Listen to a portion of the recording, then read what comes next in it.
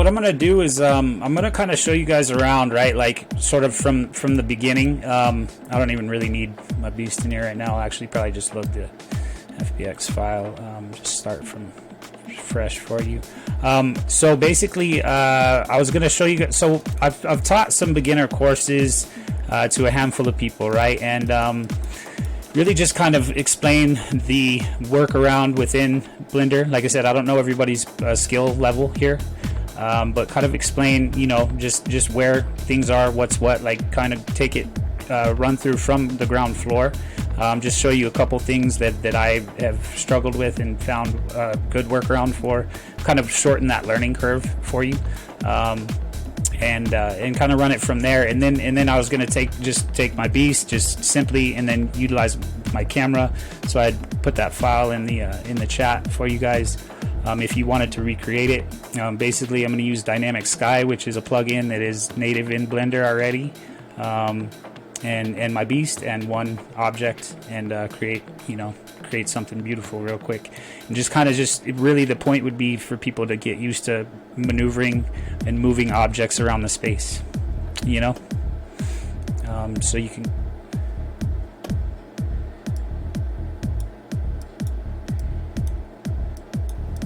correct.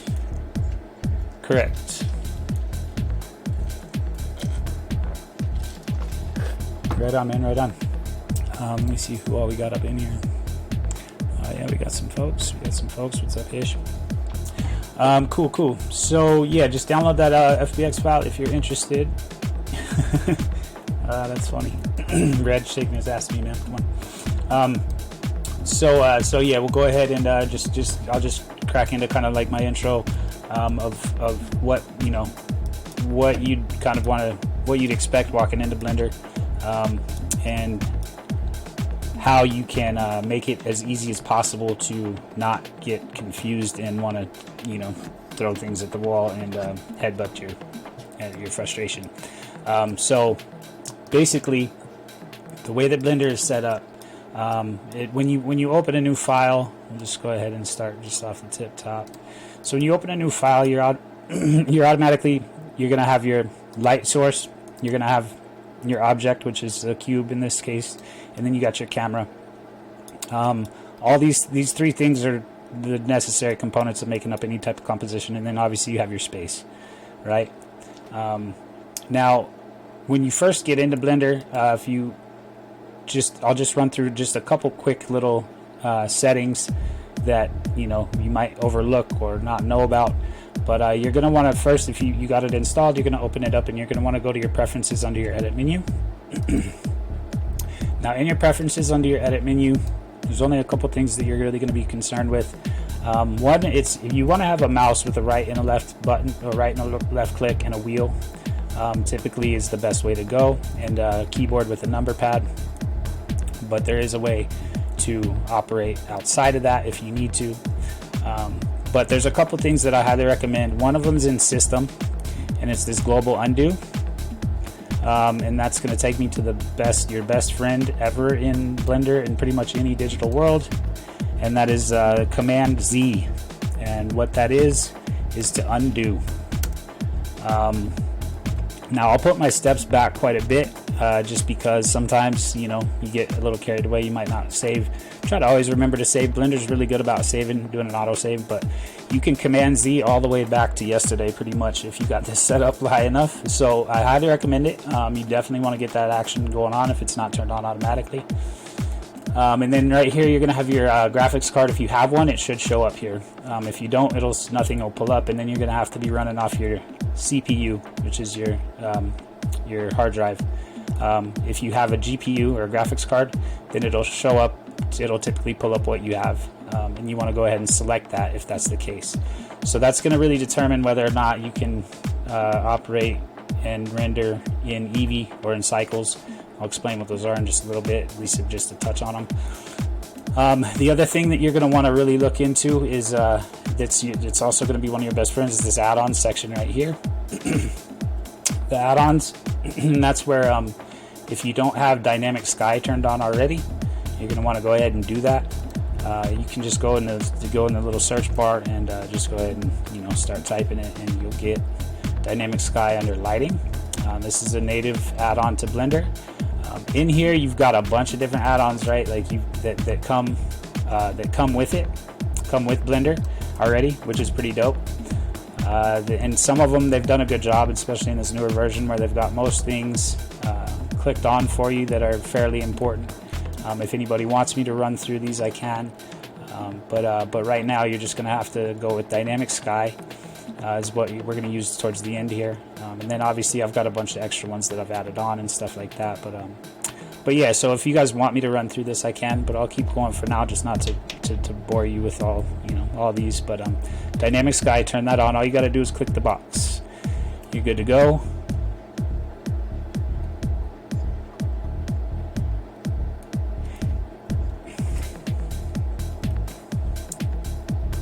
Yeah, for sure, man. That's not a problem at all. Yeah, that's not a problem at all. Okay, so let's go with the main ones. You have Rigify is native to Blender, okay? And Rigify is the rigging system, which I'm actually going to be having a class with you guys on Wednesday about. Excuse me, is rigging. So go ahead and turn on Rigify. That's really clutch that they put that in there. So Rigify, Auto Rig Pro, and then like AccuRig are pretty much the three juggernauts in the space as far as rigging goes. Luckily Rigify you have for free in here. AccuRig, actually there is a free application out, and Auto Rig Pro is super dope. It's just a little bit more. I think it's like $50 or something like that for the add-on, but well worth it. Okay, so what I like to make sure I've got my tools on. You want your curve tools. This Arca Mesh is pretty cool. It's basically just allows you to pull in like kind of architectural shapes, like doors and rooms and windows and stuff like that. I can show you guys that as well. It's right here. When you have Arca Mesh, Dynamic Sky, and then there's a landscape plugin as well, or add-on, and those are all going to show up on your right hand toolbar, which you guys will get in and out of with the button in for Nancy, or I need you, something, whatever you want to remember that by. So under create you'll have your Dynamic Sky, you'll have your Arca Mesh, which you can see there's rooms, columns, doors, rail windows, cabinets, just stuff for like building, for modeling, geometry, houses, buildings, whatever. And then landscape, which is self-explanatory. You can, when you pop it in, there's some choices. It starts to get into some geometry nodes that are in a in a little interface like this. But so that's a really cool one. Definitely recommend to turn those on. You can, if nothing else, you can sit and play with them, have fun, start working with different scenes, setups, building scenes, all that, right? So, and the Dynamic Sky is pretty dope, I have to say. And it's doesn't take too much. I mean, some of these add-ons really can suck up your GPU, but Dynamic Sky is not too bad. Let's see here. What else is clutch for you guys? Corrective shape keys when you're getting into animation. That's definitely one to have on for sure. That allows you to do your shape keys for animating, which is pretty awesome. If you guys don't know about that, definitely tap into that knowledge. I'm sure somebody will be teaching that soon, or I'll have to come back and show you guys what I know about it. This Cinepack is unfortunately, well, I mean, I'm fine with giving it out. It's a big file, but it's really cool. It's a bunch of cinematic camera shots. It's like $20 on Blender Market. It's super awesome. You get like fly-ins, pans, pullbacks, helicopter shots. There's a skydiving shot. Like, there's so many in there. So definitely, that's not native to Blender, but I recommend getting it if you so desire. Or, I mean, you can always hit me up in the back end. It's just a big file, so I gotta zip it up in a couple different folders. AutoCAD, I've heard really good things about. I've not used it yet, but when you start modeling, definitely tap into AutoCAD. It's like the old traditional style that they were doing the first 3D modeling in. Your brush sets, like I said, most of your tool sets and brush sets are going to be good to grab. And whether you use them off the jump or not, they're just good to have click on. A lot of them are clicked on already, but you want your modifier tools. Dry lighting comes with Blender. Dry lighting is pretty awesome. Like I said, I think this is turned on already, but it just gives you a little 3 light setup that you can pull into your scene automatically, and to kind of give you a little bit of a cinematic look. Your loop tools is crucial. Snap utilities is a really good one. Now here's one that you definitely want to have on, but I think it is already clicked on. Like, they did a really good job on this edition here. Node Wrangler. Node Wrangler is when you start working in your shade editors and stuff. Node Wrangler is clutch. It really simplifies the process for you, and it will actually auto assign different things like your maps, for your materials, right? So if you pull in a material, it'll actually split it out into your depth map and your metallic and your ambient occlusion, things like that. So that's really, really clutch. I won't get too far into that right now, obviously, but align tools in your bool tool. Bool tool is like kind of a cutter, basically, so you can like cut holes in things, cut squares and things. Grease pencils I just started playing with. They're pretty dope, but I've not really used them too much, so I won't, I'm not too familiar with them. Skinify rig, you basically work the other way around, and you can take a rig and then put something on it. I've not used that. I'll usually go the other way, but let's see here. What else? Copy render settings, easy weight. There's Rigify, obviously. UV magic. UV is good if you start getting into UV editing and wrapping and unpacking, but that might be a little up in advance. Let's go into this next section. There's 2 sections here that you have. You have community and you have official. Now in official, you got your pose library already turned on. FBX format, these imports are crucial, right? You want to have your FBX format to import and export. FBX is another file type. You've got your GLB, GLTF. FBX is one of the next industry standards, and then you've got your OBJ, which is a little bit of an older, a little bit more of a legacy style. FBX gets you all the texture files in a separate folder along with everything else. You can do high loads. High data loads in them, and they keep a lot of integrity in the file. And in your material, your scalable vectors, there's a couple more in here I'll point out to you guys. Like, you've got your wavefront OBJ. Anything that's an import export, you definitely want to have on. Your GLTF right here, but luckily, like I said, they already have that on for you, so it's almost it just occurs in the background. This 3D print toolbox is pretty dope if you're trying to do 3D, get stuff ready for 3D print. It's a really nice helper guide, kind of will tell you if you have any overhangs or disrupted faces or thin faces or anything like that.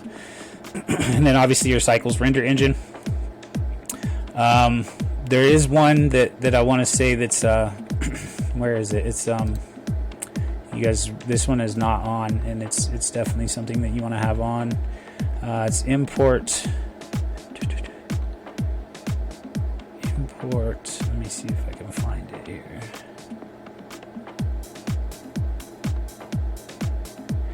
It's to import photos as planes, so you can take just a picture, anything like that, and it'll import it onto a plane for you, and then so you can set backgrounds and make backgrounds that way. Let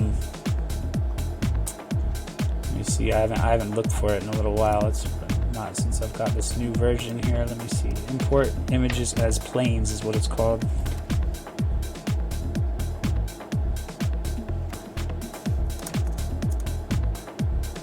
Okay, cool. Okay. All right. I told you it's boring. So yeah, import images planes. All right, sweet.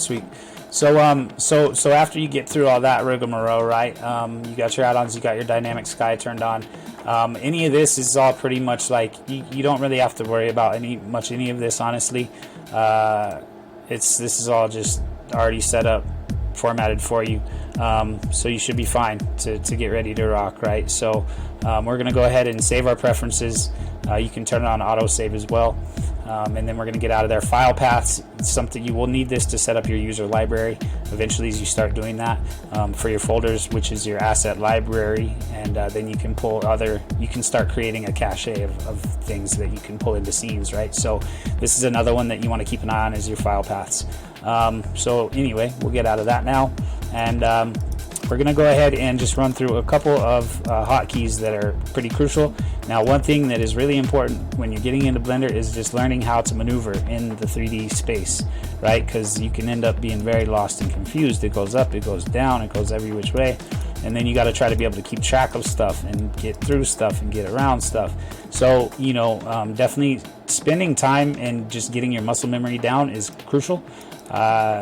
Now your middle wheel is, you know, you guys probably know this. Like I said, if anything's redundant, I apologize. I'm going to kind of breeze through this, but your middle wheel, you can spin yourself around your position. You can zoom in, zoom out.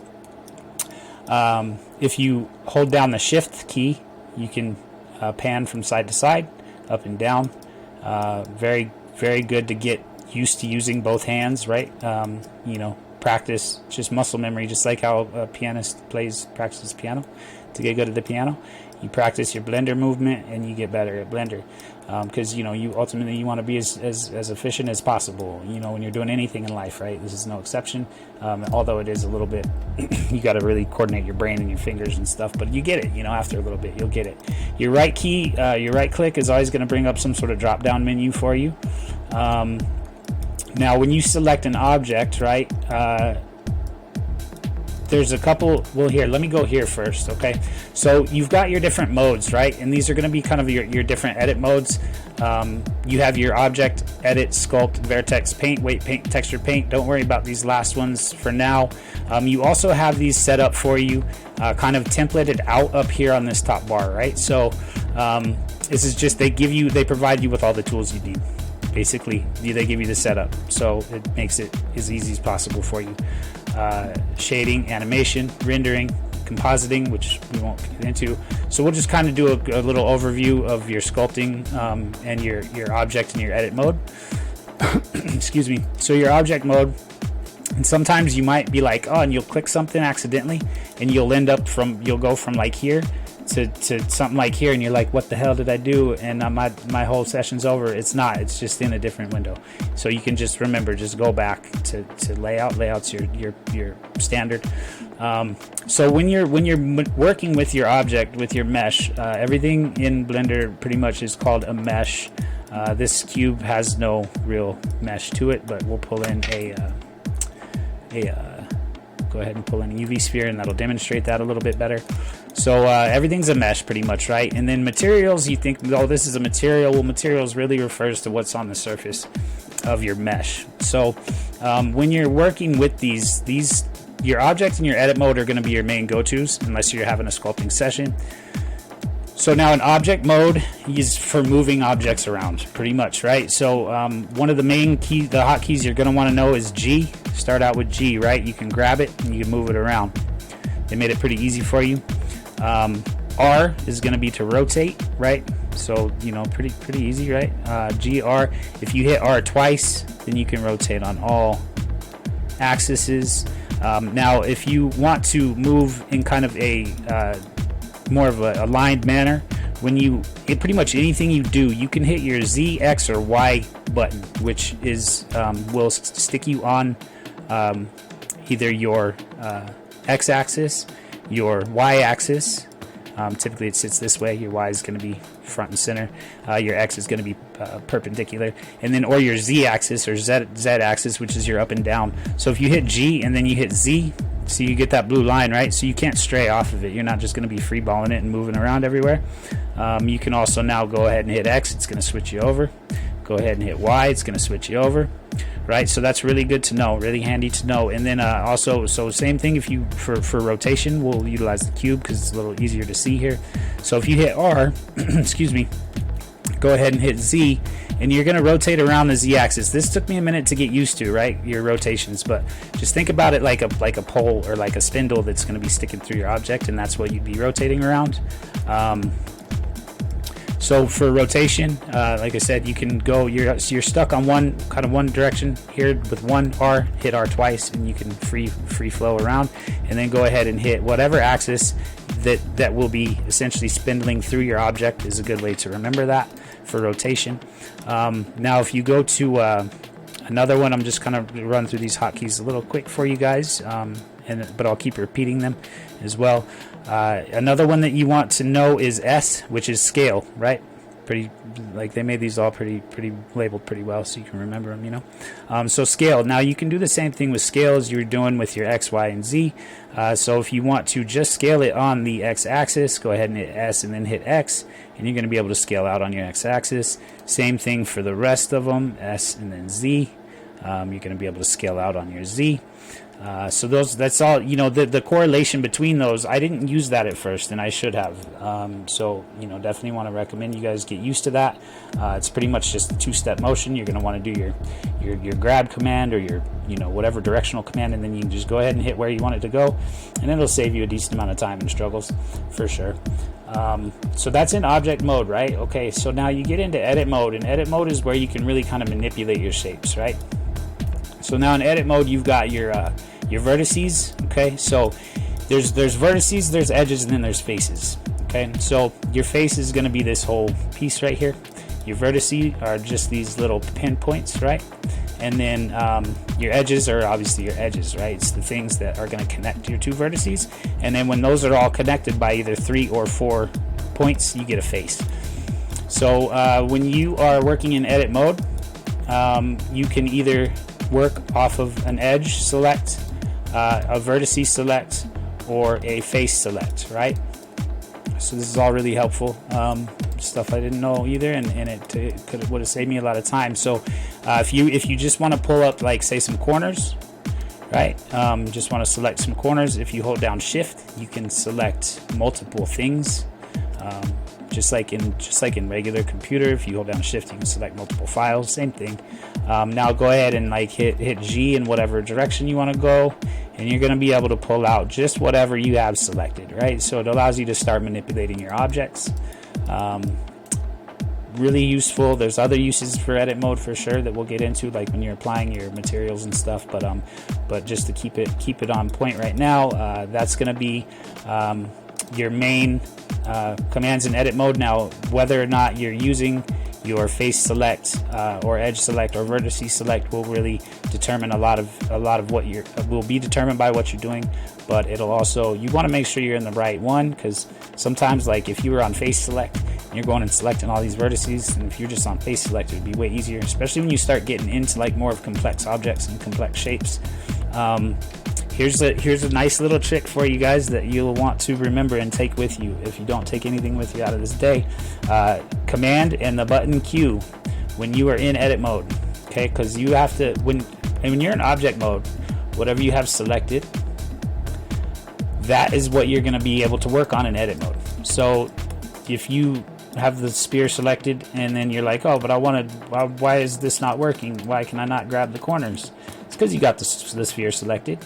And so if you don't want to go up here and be like, oh, object edit, okay, and then you can program your keys, right? But just for sake of simplicity, you can go ahead and hit Command Q on any other object that you have in your scene, and it'll flash orange, and then you can utilize your edit mode on that object. I don't know why that took me like a year and a half to learn to figure out, but super clutch.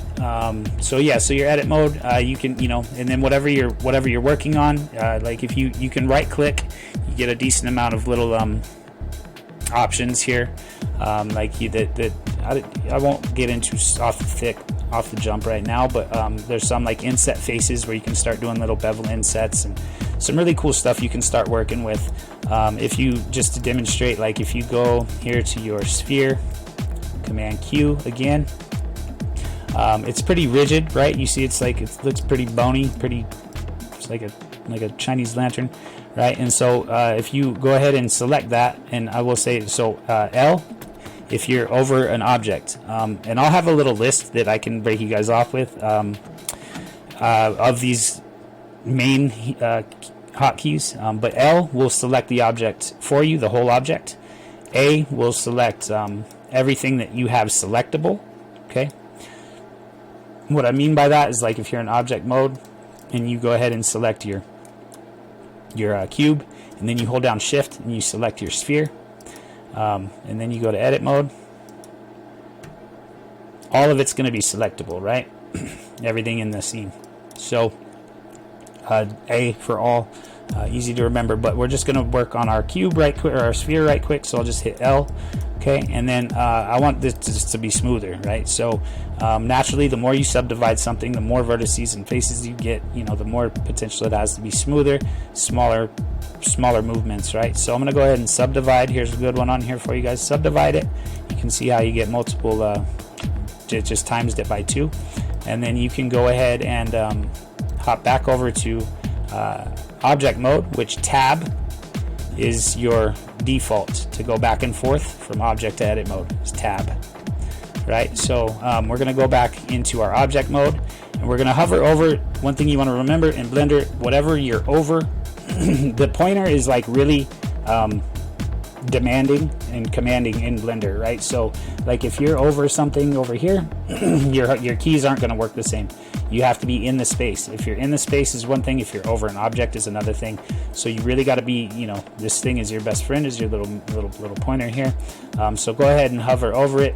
You can right click, and then you got some shade smooth, shade flat, etc. So we're gonna go ahead and shade that smooth.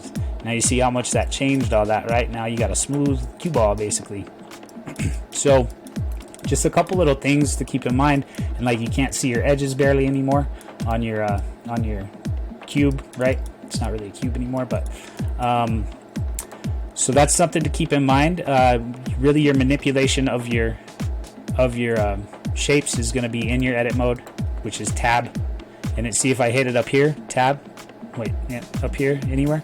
Not going to do it. So you got to be really in your space, right? Because sometimes you'll zone off and your mouse will be over here, and you start hitting the button. You're like, why the hell isn't it working? It's because you're not hovered over it.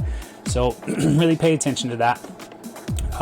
Now there's more use for edit mode, like I said, but that's like a brief little walkthrough. Just you're going to be back and forth in between these two a lot. So get that tab button in your head.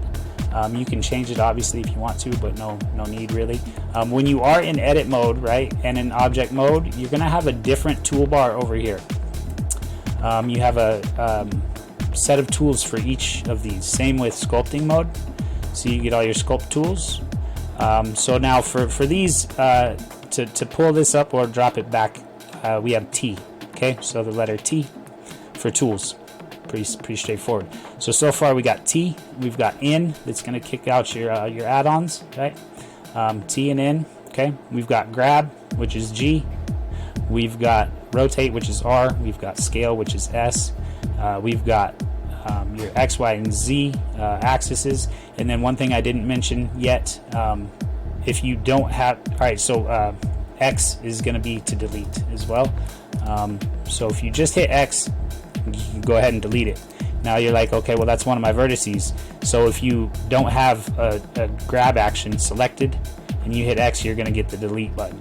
But if you do, then you're going to get your X axis. So X has two, it's multi, whether or not you have the object grabbed or not, or just selected, right?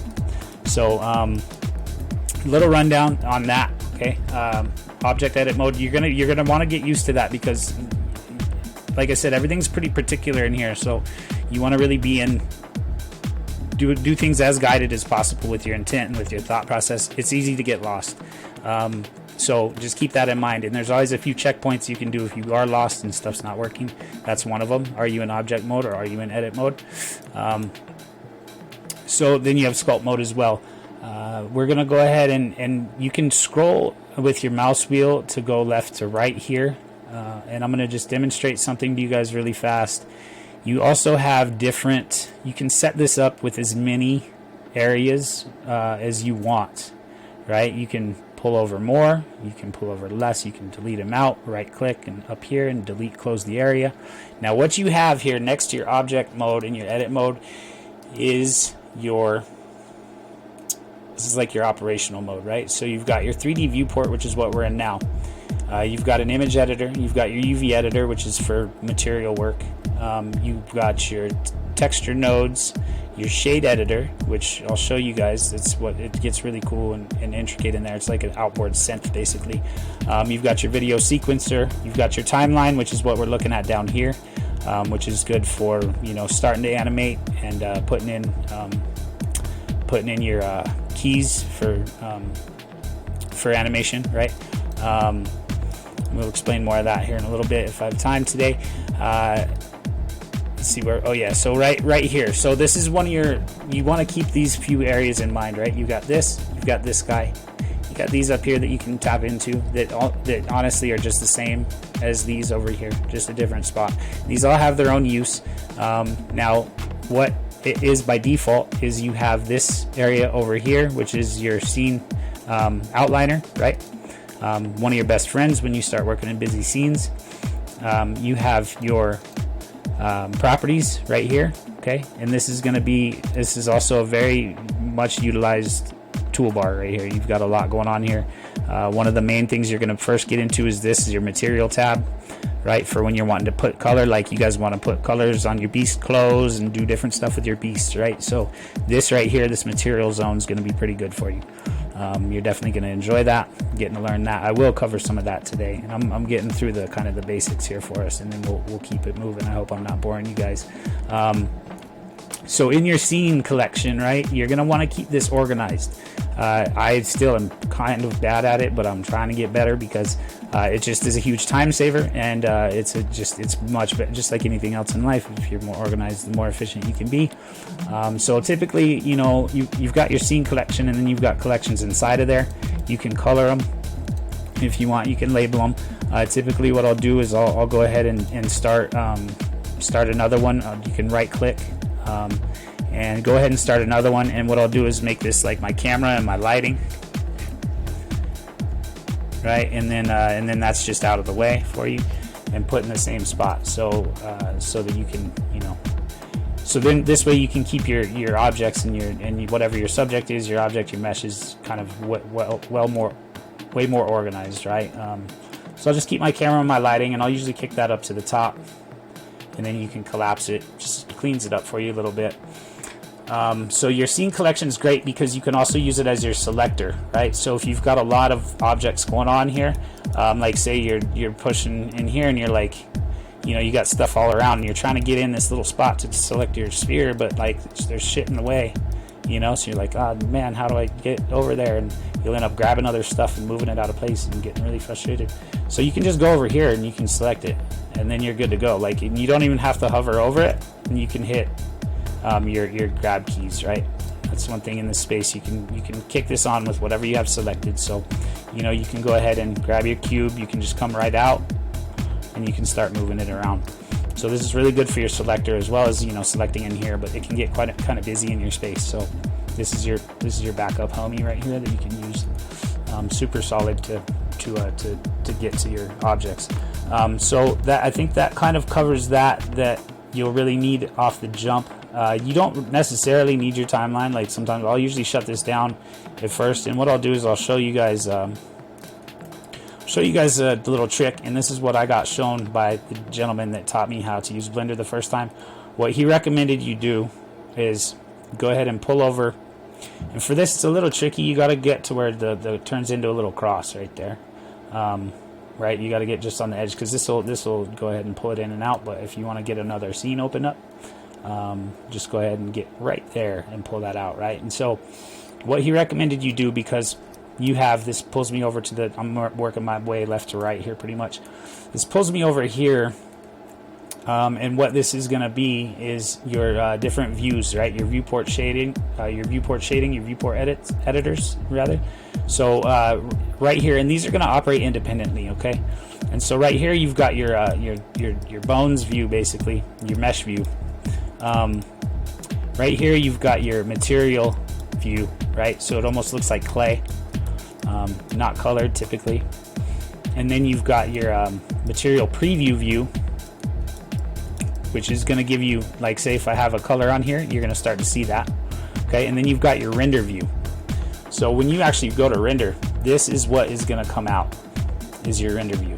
So you always want to be aware that, because this has what's called the HDRI setup around it, And those HDRIs are essentially fake scenes that give you a lighting setup, right? And you can see that if you go to this button right here. There's some that come in Blender that you can select, and you can see it'll change the lighting setup, right, according to what you have selected. So your HDRIs, you can render this lighting into your scene. You can render the whole thing into your scene, but typically this is going to give you kind of just something to work with that you can really recreate your lighting, or just use the HDR lighting too. That's awesome. Like it's a good little cheat code that you can do. But keep in mind that this is not typically exactly what's going to be in your scene, right? And so what you want to do is you want to set this up. You kind of set up a dummy that shows you in real time what your scene actually looks like, and this depends on where you're at in your project workflow. But what you want to do is go ahead, and this is where you're going to approach your camera, right? And you want to grab that guy, and you can either move him right to there, to your cursor or whatever. This took me a little while to really learn how to maneuver with. But essentially it's just like anything else, but see, it can get confusing because you're like, is this pointing in or out or what? So one thing that I'll go to real quick is that on your number pad, 0 is going to be your camera view. And so if you click that and then go ahead and hit grab, hit G, you know, or rotate, or hit rotate twice, you can see actually what is coming, and you know what your camera's doing. So that's helpful, instead of just like trying to monkey this around and being like, oh, I think it's there, and it's backwards and upside down, and you know, you're like, where the hell are my shoes? I don't even know what's going on anymore. And so so 0 will pull you in and out of camera mode. Definitely good for setting up your camera, right? You can also, like I said, you can delete it, you can pull in a new one, and you can click it, right? So whatever you bring in, it'll go to your 3D cursor. Okay, right now my 3D cursor is right in the middle of the scene. I'm gonna go ahead and hit X and delete that camera, right? Okay, now one of these windows here are pretty much, there's hotkeys for most of them. This one right here, this add, if you hit Shift and A, it'll pull up that same drop down, and this is where you'll bring things that are native to Blender into your scenes. Right here is going to be, where is my camera? Probably got to plug. Oh, here it is.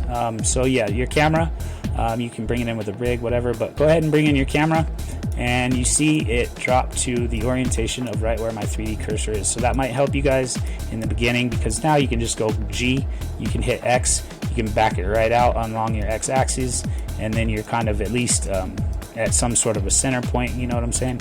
But it can get, so see how this, it can get a little tricky. So I just always go into my actual camera mode, and then you can just pull up on whatever you're trying to do. And then, so what you're doing here is essentially you're staging your scene, right? And this, so you can still work independently over here, but you can see exactly what it's doing real time over here to your scene, right? So, so you're going to need your camera, and then you're going to want your light. That's about it, depending on how complex you're getting. Where's your sun? It's way up there. Let's go. You can see it over here. Let's go ahead and click right there, and we'll just kind of pull it in a little bit. And let me go ahead and switch this to the proper mode. Boom. So now you can see what's going on in your actual scene. If you notice on the right, my sun being moved around is not changing anything, but on the left it is, right? So because it's on render mode over here. So this is what's really going to be coming out of your scene. Is in your render mode, and so you're going to want to go ahead, and I'm going to do it on my camera. Okay, let's pull it down here.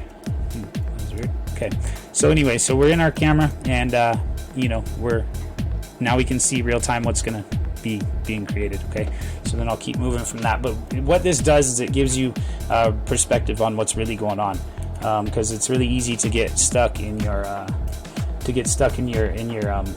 your different viewport shader and think that this is what's really going to be in your scene. You're like, oh shit, that's not really what it looks like at all. You'll end up rendering something black, or you'll render with no light, or you'll render something completely white because your lights are up too much, you know. And so so that's just something to keep in mind as you're learning how to build out a scene that's going to be renderable. At first I didn't really understand that. What's in the camera view is what's going to render, and what's in render mode is what's going to render. So keep that in mind.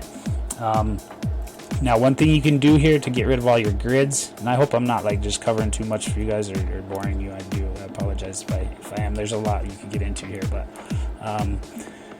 So you can go ahead and turn your grids on and off right here, and you can turn your little gizmo on and off right here. It looks like the little Cupid's bow.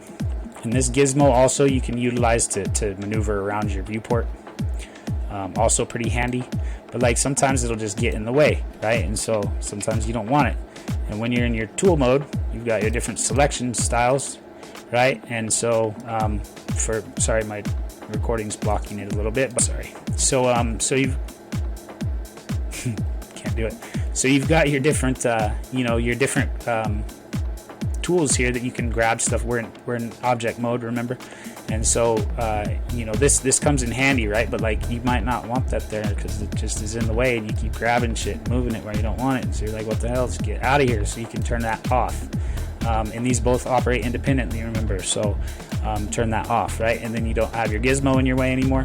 So that's pretty cool. And then you're not going to see all these annoying lines and stuff anymore because you're trying to see what type of pretty picture you're making over here, right? And so you can turn these on and off. Just toggle them on and off. I recommend keeping this on when you're working in your work environment, but obviously, sometimes it's good to just shut it off and get a break. In here, some helpful tools for you guys. You've got statistics if you need to know anything about height of your objects or anything like that. You've got your wireframe, which is good, especially if you're working with, like say your guys' beasts and you're starting to want to do some fine tuning on the mesh for shape key animation or anything like that. This wireframe mode's really good. It comes in handy. Face orientation, I don't really need to get into that with you guys too much, but basically things can turn inside and outside, and so they don't show up right in other softwares and stuff, but we'll just leave that be for right now. So your wireframe's dope. Keep that in mind. That's a really good one to know. And then your HDRI preview kind of gives you your rundown right here of your lighting and your setup if you're going to render the HDRI.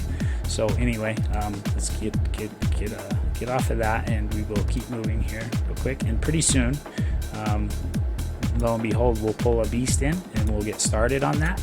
Like I said, I hope this doesn't bore you guys. This is just like there's so much you can pick up and so much you can learn in here, and this is all like really important shit. So it's just good to at least, and I don't know how many of you know all this already, but hopefully some of you are taking something away from this.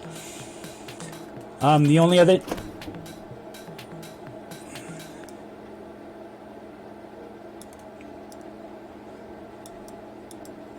cool, right on.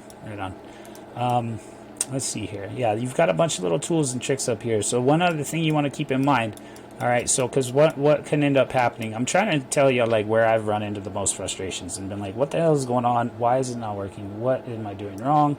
And then it takes me 2 hours of tutorials or something to so I'm trying to cut all those out of your way for you. It's pretty much my goal whenever I teach Blender to people. So you do have right here is going to be your orientation, right? And your orientation is essentially your center point of any object you have. Okay, so it doesn't have to be centered, but that's typically where the orientation begins is from the center. Like Chi Master. So then you got different functionalities here. So if you're running into a problem and something's not working right, like it's not scaling for you, or it's not moving, there's a couple things that you want to look at. One is your parenting, because things are parented when you pull them into scenes.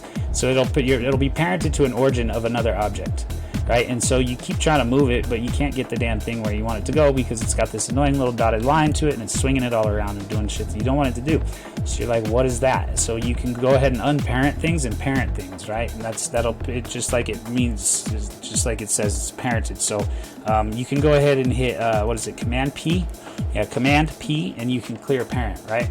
So that'll break that little string that you're attached to and swinging all around on. Okay, so that's one thing. The other thing that can be possibly wrong is going to be right here. It's going to be how you have your pivot point set, right? These all have different use cases. Some of them are better than others for different scenarios, really. So it's something that you can just play around with and start to learn. Could probably teach a whole hour course on that, but anyway, so your pivot cursor, or your pivot point of your cursor, okay? And then other than that too, you've got this little guy right here in your options, and it's for your transforms, and you can affect either your origins, locations, or your parents. Don't try not to affect your parents as much as possible unless it's in a positive way. So we have sometimes these can be clicked on, right? And so your objects won't move properly. the way that you want them to. So those are going to be the main, like some of the main things you can check, because you'd be surprised. You'd be like, why the hell is this not moving? Why is it not scaling? Check your parents, check your orientation, and check your pivot points. So just a quick little food for thought that you can take with you. You can also set your origin, right? And that's going to come in handy a lot for you guys. That's a right click and then set origin. So you can set your geometry to the origin, so wherever the origin point is selected, which is always this little orange dot right here. Or you can, most commonly I think used, at least for me, is going to be origin to geometry. If you want to pull in that origin, so you're just working with the geometry itself. So setting the origin is a good one to know. You can also origin to 3D cursor, which is a good trick if you want to pull, click, snap your 3D cursor somewhere, set the origin. Okay. All right. So I think that covers most of everything that's like super crucial in here. You've got your X-ray mode too, right here. If you really want to see the thick of it, if you've got like more of a thick mesh, like this, you can see your mesh, but you can only see the outside of it, right? So maybe you want to see all the way through so that you can see what's going on in here. Now, to keep in mind though, like if you're selecting stuff on here, which you have to be in edit mode for, boom, okay, and then you have to have the object selected. So there's a good little food for thought as well. Like if you're like, okay, time to start playing with these vertices, and you're like, say you're in object mode and you're like, well, why the hell is that not working? And then you go to edit mode and you're like, why is it still not working? So remember, you got to have it selected. So that's to select is that command Q. That thing is a lifesaver. So there's certain steps, man, and it's easy to forget one, and then you'll be like, dude, what's going on? So hopefully this will help you guys to avoid those situations. Another one that's really good too that I just learned recently is C. Now C, it pulls up this little circle here, right? This is like a paintbrush selector. Super helpful. Super helpful. Now if you want to unselect, the middle mouse wheel button clicked in does that. And then if you want to get out of this thing, like you can't do anything else when you're in here until you hit the right click, the right mouse button. So, but I've become really good friends with this guy recently, because like you can cover a lot of ground, you can get really precise. Because what brought me up to this was if you're just selecting and you're in X-ray mode, it'll select through everything too, right? So like if you're not in X-ray mode, get over here into my X-ray mode. If you're not in X-ray mode, oh yeah, I'm on the inside of it. I was like, where'd I go?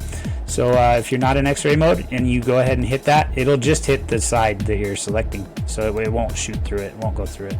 But if you got that on, then careful, because if you're like, oh, I'm just selecting the side, la-di-da, and you can't tell, but you're really painting the whole thing, and then you're going to end up deleting it or whatever you want to do with it, right? But just keep that in mind, because this is like super handy too, but you just want to be mindful of that when you're going through and starting to do any type of work on your vertices or anything like that.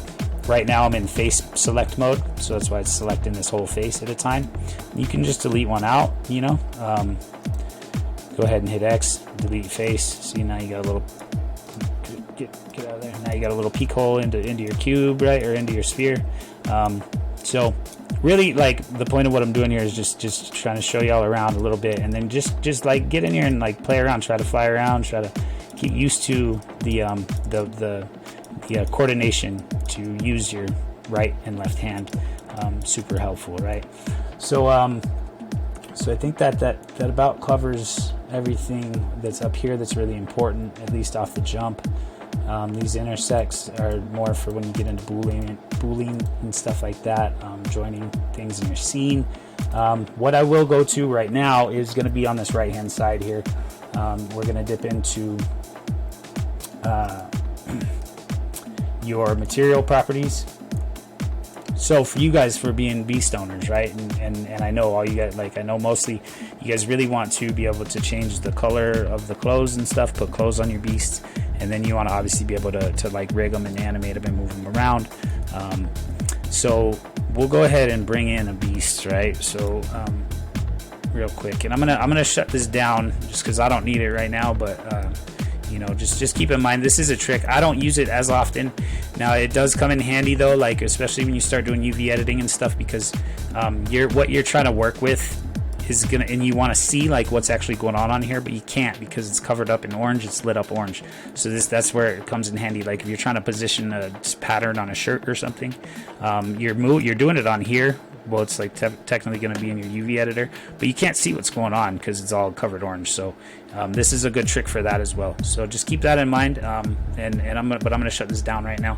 And these also operate independently as well. So whatever you do over here will affect over here, but you can do them separate times, separate times, separate channels, right? So there we go. That's that. Now let me just close this guy real quick. There, yeah. Okay, cool. So I'm gonna go ahead and bring in a beast. I'm just gonna go ahead and select everything, delete it out. No, I'm in edit mode. That's right. Let's go to tab, hit tab. Okay, there we go. See, I still do it, and I've been working in Blender for like 2 years.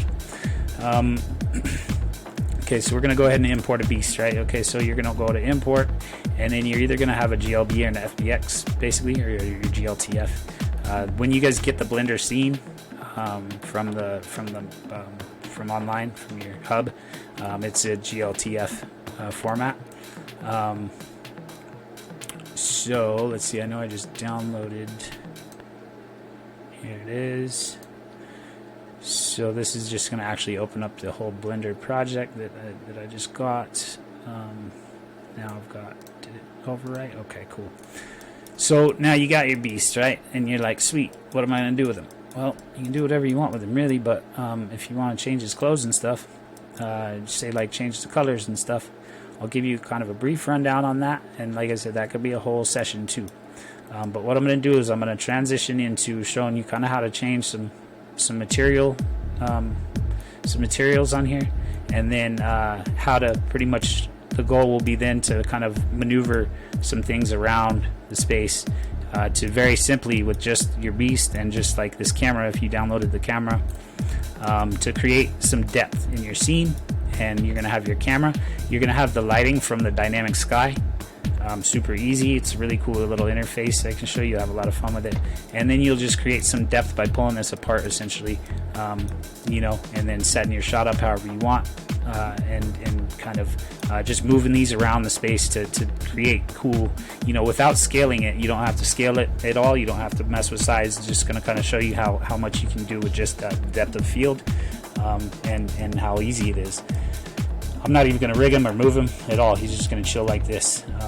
So anyway, so we're going to go ahead and, like, we want to change dude's clothes or something, right? We're like, all right, well, bro, blue's not your day today. It's not blue today, you know? Feel like you want to wear something else.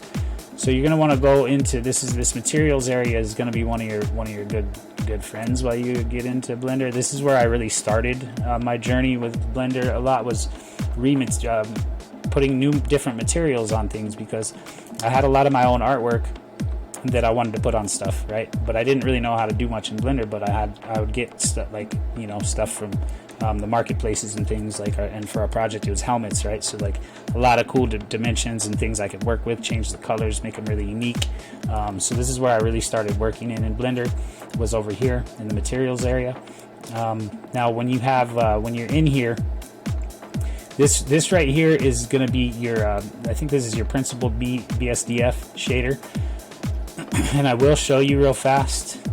I don't have the camera hooked up on my thing, so you can't even see me. Get out of here. Let me go ahead and pull this. Pain. Hold on, sorry guys. Here, let me do this up here, I guess. I'll do it right over here. I'll show you. How about that? Because that thing's being a pain in the ass.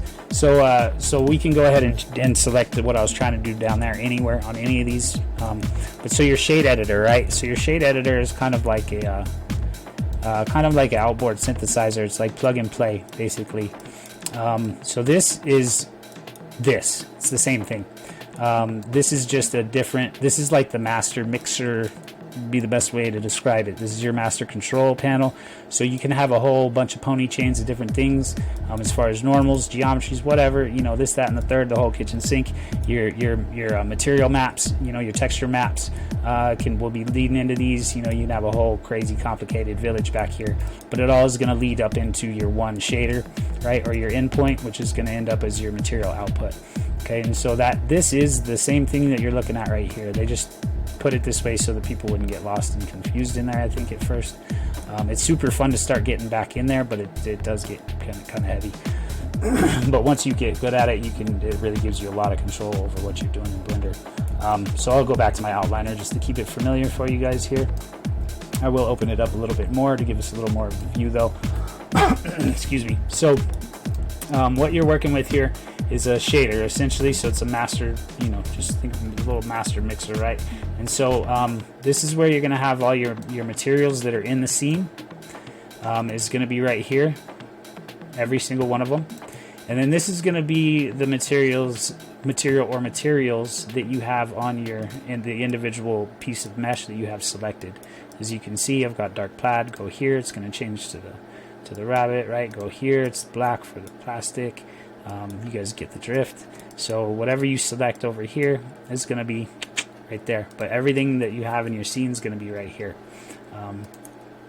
So now you have your base color. So like, just real simply, say you want to like change a dude's shoes, right? So when you select it too, you can see now that I pulled them in, you can see how complex some of these can get, but these are all labeled out. You guys are probably familiar. You've probably seen them and looked at them. So you've got if there's any type of animation data on there, and then you're going to have your mesh, which is your mesh grouping, right? And then you're going to have your material. So it's identified that these have those on there. You know, you can kind of go in and see what's going on, like what items are assigned to that mesh, or that mesh grouping. But we're on the shoes, right? And I'm just going to check out his shoes. Let's see, like, we just want to change the color of his shoes. So just go on here and just click on it, and then you get your color wheel, and you can very easily just go ahead and change the color of his shoes. Now you can do that because there's only one material on here, right? And so if there is multiple of the materials on here, like shoes and then blue shoelaces, whatever, you're gonna have to go in. You're gonna have to go into edit mode. You're gonna have to select it, and then you're gonna have to assign it, which I'll show you guys. It's pretty simple. You can add new materials to your scene. Just click on this little plus button. Go ahead and hit new, and by default it brings up the same thing, same shader. But see, now check this out. Why is it not changing colors of his shoes? What's going on here? It's because you got two materials in there, right? And so if in this case, what you'd have to do, if you want it to be on this material, you're gonna have to go into your edit mode. So go ahead and hit tab in here. Now you got his shoes meshed out, right? Check them out and make sure they're selected, which they are. If they're not selected, they won't be orange. So go ahead and select them. And then what you'll notice is when you go in and out of edit mode right here, you get assign, select, and deselect, right? And that's going to be your ticket right there. So edit mode, and then you're like, okay, cool. So now you want to go to this material, and you have it selected, right? And then you go ahead and you can hit select again, just make sure, whatever. But then, then you want to go ahead and assign it. So then that'll assign this material to whatever you have selected. So now you can see, boom, boom. Now this is the material that he's rocking, right? And so now you can change the color. So just a little something to remember. And this is like mostly if you have, like, I'm sure some of you guys are familiar with like some of the coats and stuff. They've got two tones, you know, on the coats and things like that, and they're always going to be in one single collection of the different colors that are on there. So now real quick, you can one thing that's cool that you can do is there's some pretty awesome shoes he's got on there, but you'll probably really enjoy this. This is where I found having a lot of fun. When you do select a new material, so you can delete it or just go ahead and create a new one. You kind of probably want to leave them in there just for reference. You can always flip back to your original beast mode, because you can create your beast file and you can start pulling these in, right? And you can you can build out your material library pretty extensive, and then, like, you know, one day you want to just change it up, be like, oh cool, I got all these materials in here. So so go ahead and pull in a new, you know, hit new, go ahead and hit new, and then right down here in base color, this is where you can go ahead and assign like a picture for your texture, or anything that you want to download, anything that you have, like you write hello mom, or, you know, whatever you want in there. So go ahead and hit base color, and then it pulls up the different selections for your shaders, right? You're looking for image texture. Okay, so you can either hit I, or you can go over here to image texture. And what that's going to do is give you this little box right here. You're going to go ahead and open it up, and this is going to be some of your, it'll take you into your browser, your library, right? So like, let's see this. I just downloaded this today, so I'm gonna go ahead and select that, and then that material is going to be on here, and this is just a picture that I downloaded. So like I said before last time, we got to go to our edit mode, and now it's selected, and we're going to go ahead and assign it, and then went ahead and switched up dude's gear. So now he's got this dope little, this is like a flower pattern, right, shirt, right? So that's pretty fresh. He's looking pretty clean, good to go. So it's that simple, really, to change the clothes, change what your dude's rocking or your little lady's rocking, right? So that's pretty cool. But say you don't want it really positioned there, right? And so this is where we'll do a quick transition into a little bit of UV editing, and I'll show you what I mean by that and how to do it, and then you'll be like, yeah, that's awesome, because now I can put whatever I want. You feel like a little kid with a spray can and want to go tag the whole city up. At least that's me anyway.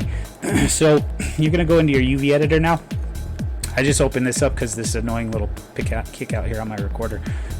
But your UV editor is where essentially you're going to be able to match this picture to the actual mesh, right? And manipulate it and move it. Okay, so if you're in your UV editor, you can go ahead and hit open and pull up the picture that you want to work with. Okay, just helpful. It's just a reference that doesn't actually affect it, but it's a good reference, right? So we're going to go into downloads where I just was, and I'm going to go ahead and pull up that same little JPEG. So now I can see the whole picture, right? So that's what I'm working with. So what you want to do here now is that you're in your UV editor. Pull this silly thing out the way. You want to go ahead and be in edit mode again. Right, and see all this that just popped up down here? This is the UV map. So the UV map of whatever mesh you have. And what this is essentially it's your mesh opened up and laid out flat. So this is how it's designed to be able to lay around your 3D object, right?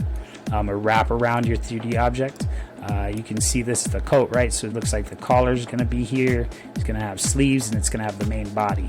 So the UV maps are pretty cool. It's a whole nother science in itself of actually like designing them and stuff. But most of them, if they're done well, they're really easy and understandable to work with. All right, so you've got that selected. Go ahead and select off of it, and it disappears, right? So just keep that in mind. If you're like, where is that thing he was talking about? So just go into edit mode with whatever you have selected, and just make sure it's selected, which is your button L. L will. Well, looks like it's selecting some. Let's just go ahead and hit A because that's the only selectable thing. L will also just select like your whole selectable. I'm not sure exactly how this is put together, but so anyway, so you got this selected, right? Okay, well you can't do anything with it yet because you need to select these down here as well. Okay, and so this is also where I was telling you that this might come in handy, where you've got this guy set up. You can do it in your render mode, sure, but most importantly, you want to have that turned off so you can see. Like, let's just keep it in here; it's a little brighter. But you can see now what's going on your article, on your mesh. You can see what material, what's going to be happening with the material. So I'm just going to select all these right now. Just go ahead and hit A. See, like over here, you can't really tell shit. You can't see what's going on. You're like, this is so confusing. How am I supposed to know? Luckily, you can do this little trick right here, and you can see what's going on. So now, just like anything else in your scenes, where you're using those same keys, the G, the S, the R, that still applies down here. So you can go ahead and hit G, and then move it around and see what happens over on the left-hand side. You can kind of see it up above, but not so much, yeah? So now you can locate your pieces, whatever you want onto your mesh, right? So like you want the flower right there on the front chest piece. That looks pretty dope. Like, all right, cool, that works. So then another thing you can do too, which is pretty cool, like you're like, all right, well, sweet, I just want to change dude's like collar, right? So like that just needs some color. So let's go ahead and see what would the collar be. It's probably gonna be this right there. Looks like it's got layers to it.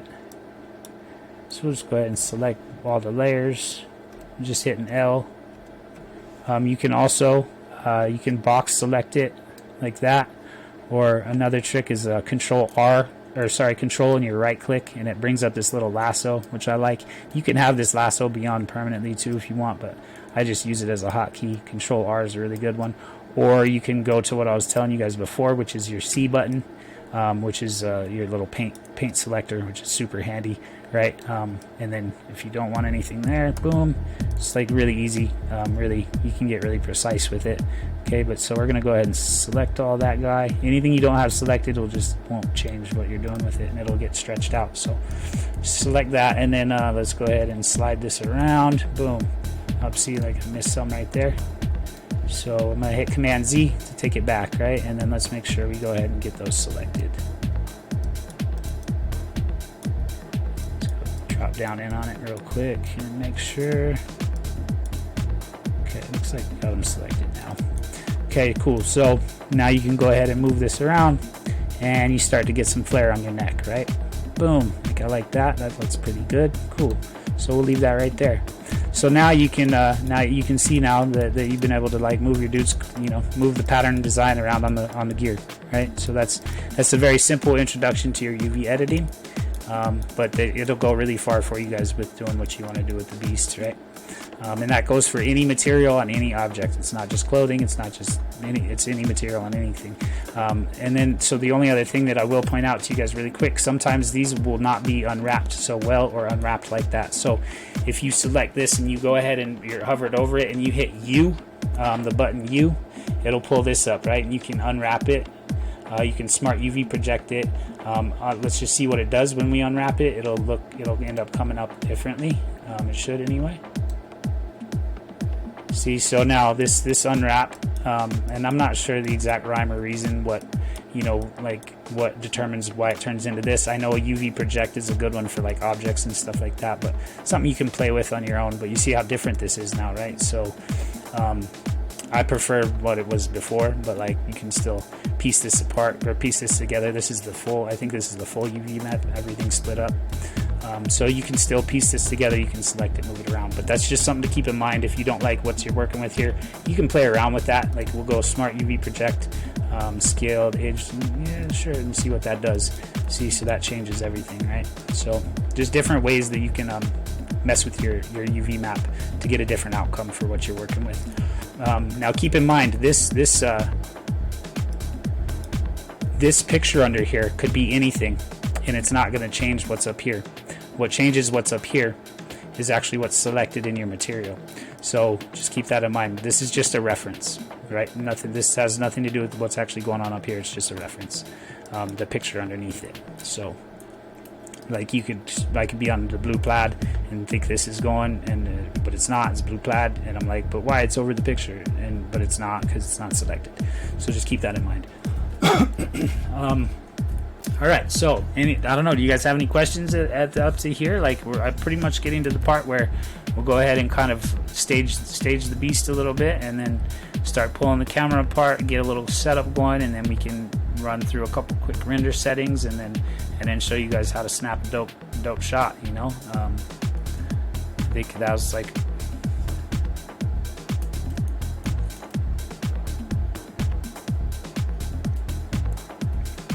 Cool, but that makes sense to you guys, yeah? Pretty cool.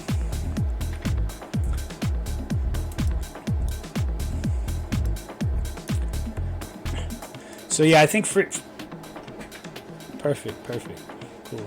Yeah, I think I don't even know who's in the rooms. I've just been on just in my zone here. But thank you guys for being here. So yeah, for you guys in the Beast community, I think that this is pretty imperative, because I know this is what a lot of you guys want to do, right? You want to know how to. This is one of the number one. I'm probably giving away some of the sauce with how people are making some bread, but like we want to empower each other and teach each other all this shit, right? So that's the best way to do it. Is to teach what we know to the people we care about, right? And so you guys are a wonderful community, and this is going to be really helpful, I think, as far as dressing, changing the style of your beast, because that's really the first thing I think most people think of. They're like, oh, I want him to change his clothes. So this is right here is how you do it. Big shout out to Sazzy too for everything he does with getting the dope gear out there for you guys. So yeah, that's a quick little rundown on the UV editing. So just remember, in your materials, the main thing to take away from this, you got your materials, right, that are on whatever article of clothing or mesh that you're on, and then this is everything in your scene, right? And so it's just good because then it's just your full material map, your full material list basically. So you can name them, whatever, make it as easy as you can to reference and find. Now, one other thing I will go into really fast for you guys. Let's go tab and get rid of this mesh look, right? Dude's looking pretty cool. So now one thing I'll go into real fast is down on the rest of this shader. Essentially what you're looking at is how light interacts with whatever the object is. Like, that's mostly what Blender is. It's like a light box with some stuff in it, right? And so just like our life, you know what I'm saying? Like everything that we perceive, everything that we see, and everything that we do is based off of light and light refraction, and how it behaves bouncing and cruising around and, you know, touching and flipping off and around all the objects in the earth, right? That was a super scientific description of it, right? So obviously I'm a science guy, but light is beautiful, right? And it's crazy, and the way that it behaves is going to change everything, you know? So you know how it is, like some nice candlelight versus like a Walmart fucking neon, you know, like a terrible Walmart light. It makes you want to pull your eyes out compared to like some nice soft candlelight and stuff. So makes a huge difference, you know. And then like the alpenglow when the sun starts to set and like stuff like that. So it's just magical what it can do. So now to demonstrate that, and that's pretty much what goes on in here, right? So it's going to change the material composition essentially of the whatever it is you're working on to make the light behave differently, and that's how you're going to get the different appearances. So metallic is one big one that you'll use quite often probably. And it's just that it's metallic. Gives it more of a sheen. And just a little tip, if you guys do remember this, when you start baking your own texture maps, this will save you a lot of time. Just remember this: if you ever start baking texture maps, be like, what did Cole say about texture maps? Metallic does not bake into a texture map, and it just bakes the thing black. So whenever you're baking in a texture map, turn off your metallics. I was trying to bake texture maps for, I swear, like a month, and I was like, what the hell is going on? Everything kept coming out black, and it was because I was trying to bake metallic into it. So just keep that in mind. Somewhere is a little gem inside your pocket for when you do start to want to bake your own texture maps. Turn the metallic off because it'll turn the whole thing black. So anyway, so your metallics are dope though, because you can take your metallic and then say you want to turn, when you get your roughness, you'll get a lot of behavior change right here. Like this just turn that whole thing into straight metal, like a little Terminator jacket right now, you know. So that's going to be your roughness, right? And then your metallic. And if you play with these two, you can get some really cool looks and really cool effects. Like, you know, you can get it to look like really soft and brushed, or, you know, you can get it if you have your metallic all the way off and your roughness all the way up, you're going to get more of a flat, matte kind of version of whatever the texture is, right? So these are two that these are the two that I played with the most at first. Like, you can see how it kind of looks like glass right there, you know, or like a shiny porcelain. So you can really get a lot of texture action out of your metallic and your roughness to find different combinations of those. Now these other ones are going to be they're not so important necessarily off the jump. Like, you can kind of play with them to eye, but some of them don't. Like, I think anisotropic, it doesn't even work in Eevee. It's just for cycles, stuff like that. So I won't really get into that too much.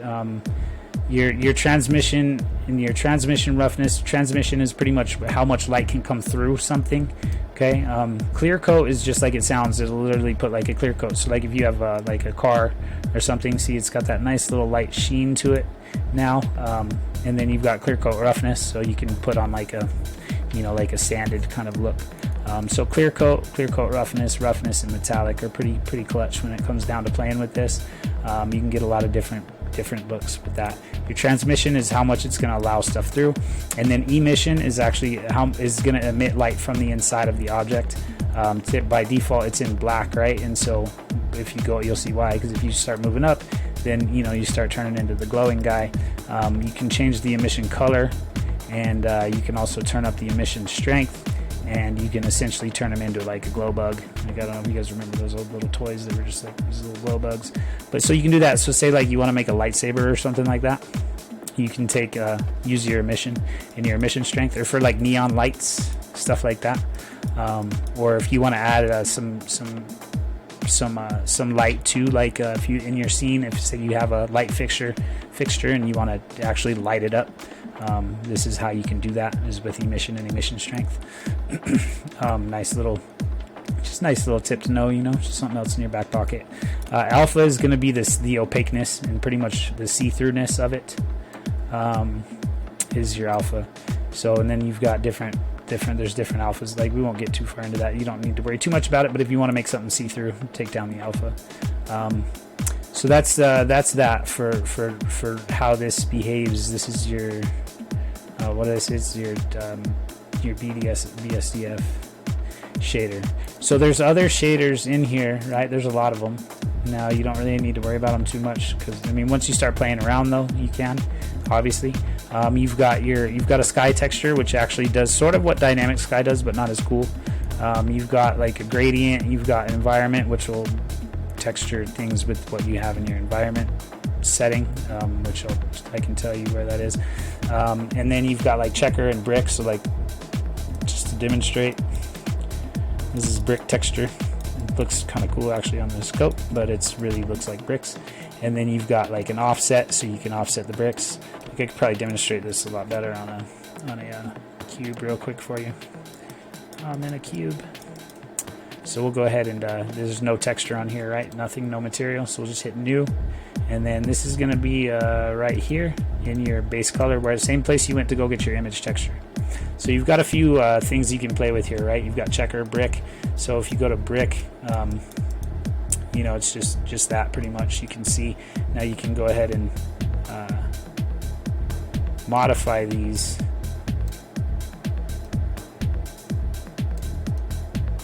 to get different effects here. I don't know why it's flipped horizontally, but you got your multiple colors, right? Because there's multiple colors of brick. I don't know why it's doing that, but your scale, your mortar size, like your grout, stuff like that. So that's one. You can go to Voronoi, which you can actually do some really cool stuff with. It looks like that old, that old padding, like the old carpet padding or stuff. Something, when you're a kid. I don't know if you guys remember that stuff. But Voronoi, you can actually do some really cool shit with. You just gotta, it's a little complicated process. But what I probably would like to do here, maybe like, I don't know, in a month or something, is have a session where I show you guys that, because it's super cool. You can set up, you can build this like invisible, it's like a 3D card, basically. It's like a trading card, but then there's like the whole world of depth inside. And with the Voronoi, you can create this whole like universe look. It's pretty sweet. But so anyway, you just keep, you just come and play around with it and see what, this is all just plug and play stuff for you to experiment with. But at least it's here, to play with. You've got wave texture that's going to literally come out as waves. You can do synth waves, or you can do sine waves. You can do square waves. You can change all this right here, sawtooth waves, etc. You can do some really cool stuff with audio with these two. It's a little more complicated, but you can do some really sweet stuff with that. So anyway, I'll leave that about there, okay? Yeah, so that's an idea of what you can do there. Now, these are actually your shaders here, and you can. This is more of a preset texture right here. I didn't mean to get those backwards. So this is little presets right for you of whatever going to be the texture. Your shaders are actually right here on the surface. I'm still kind of like raw, like really green with some of these things in their full capabilities.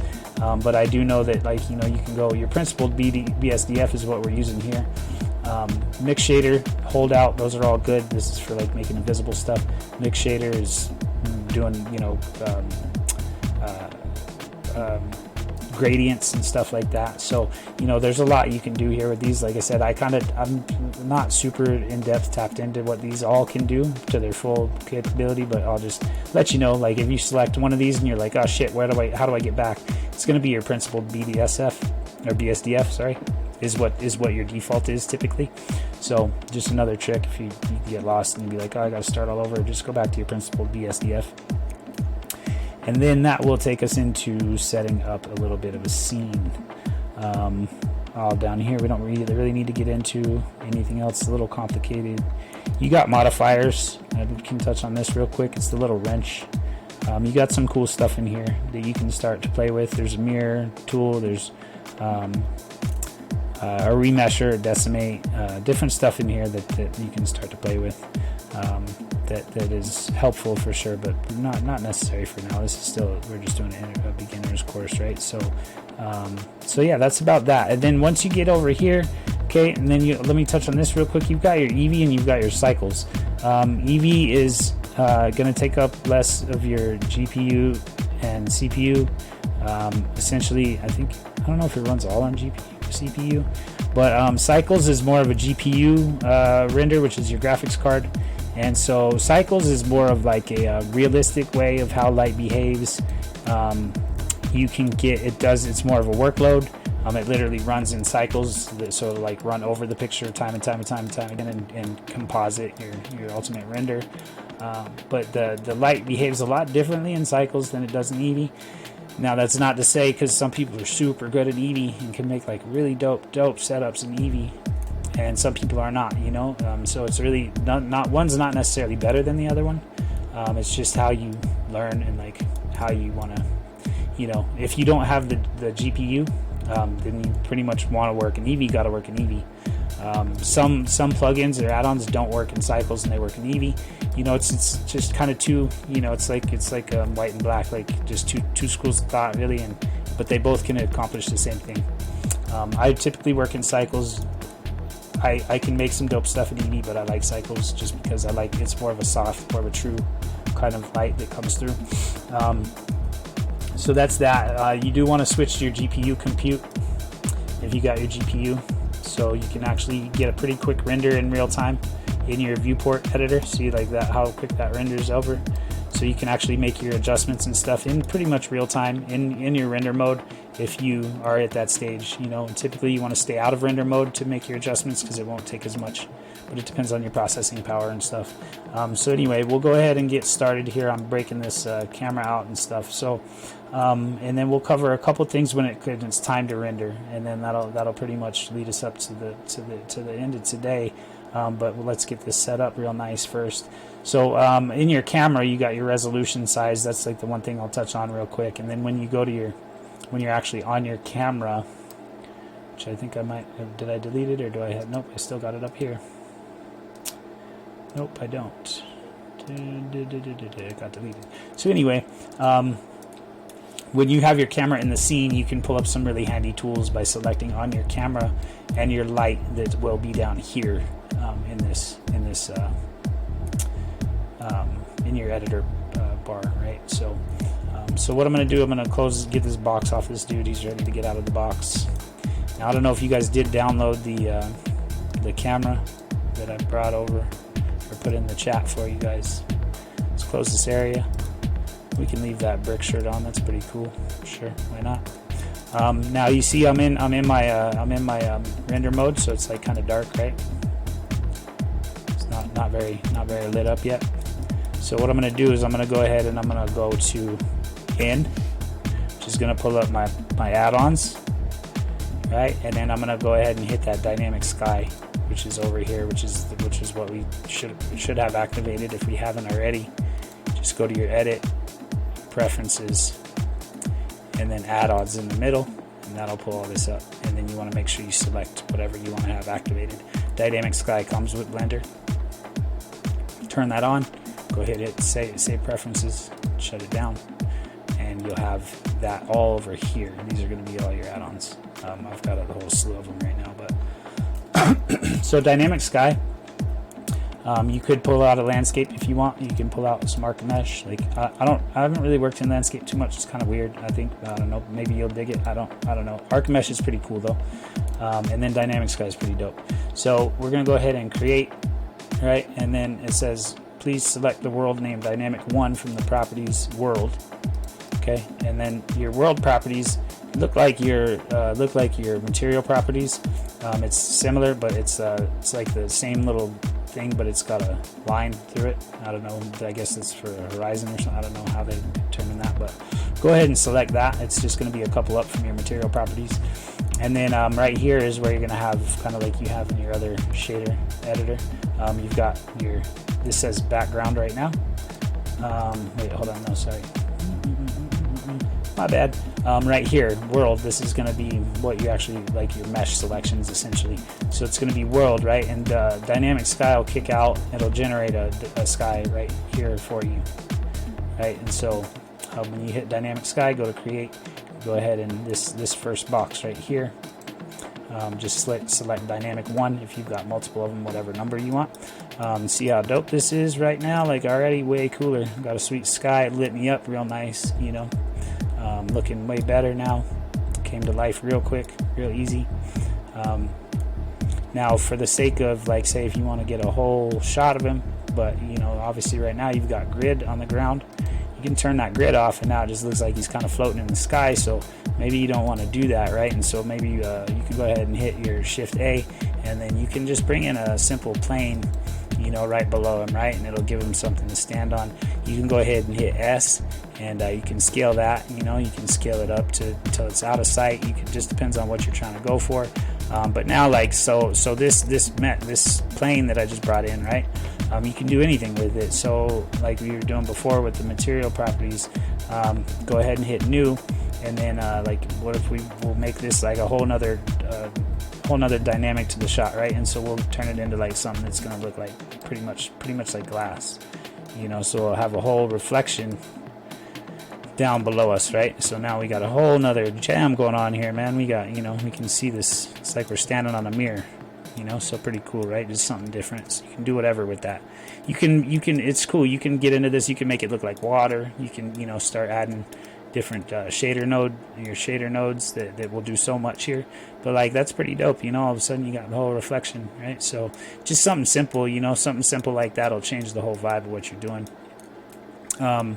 Now this camera, so when I made this like shot, it was just what I was thinking about was like Blender, and then like how you've got all the tools, right? But you're just in this wide open space, and you've got all the tools in front of you, but you just don't know what the hell to do with them or how to put them together. So it's kind of what inspired that shot that I did for this little session here.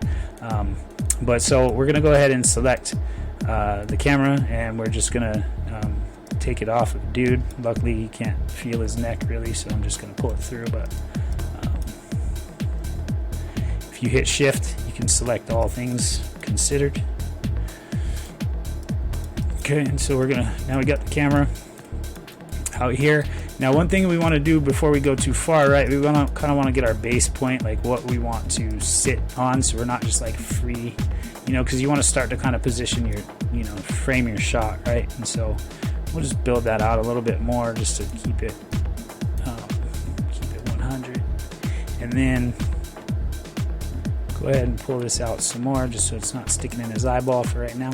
Okay, so now we're gonna go ahead and get our camera, right? And so remember, your camera's gonna go to where your 3D cursor is, so we're gonna go ahead and hit Shift A, and then and then pull up our camera. Okay, and so now zoom in, we got our camera.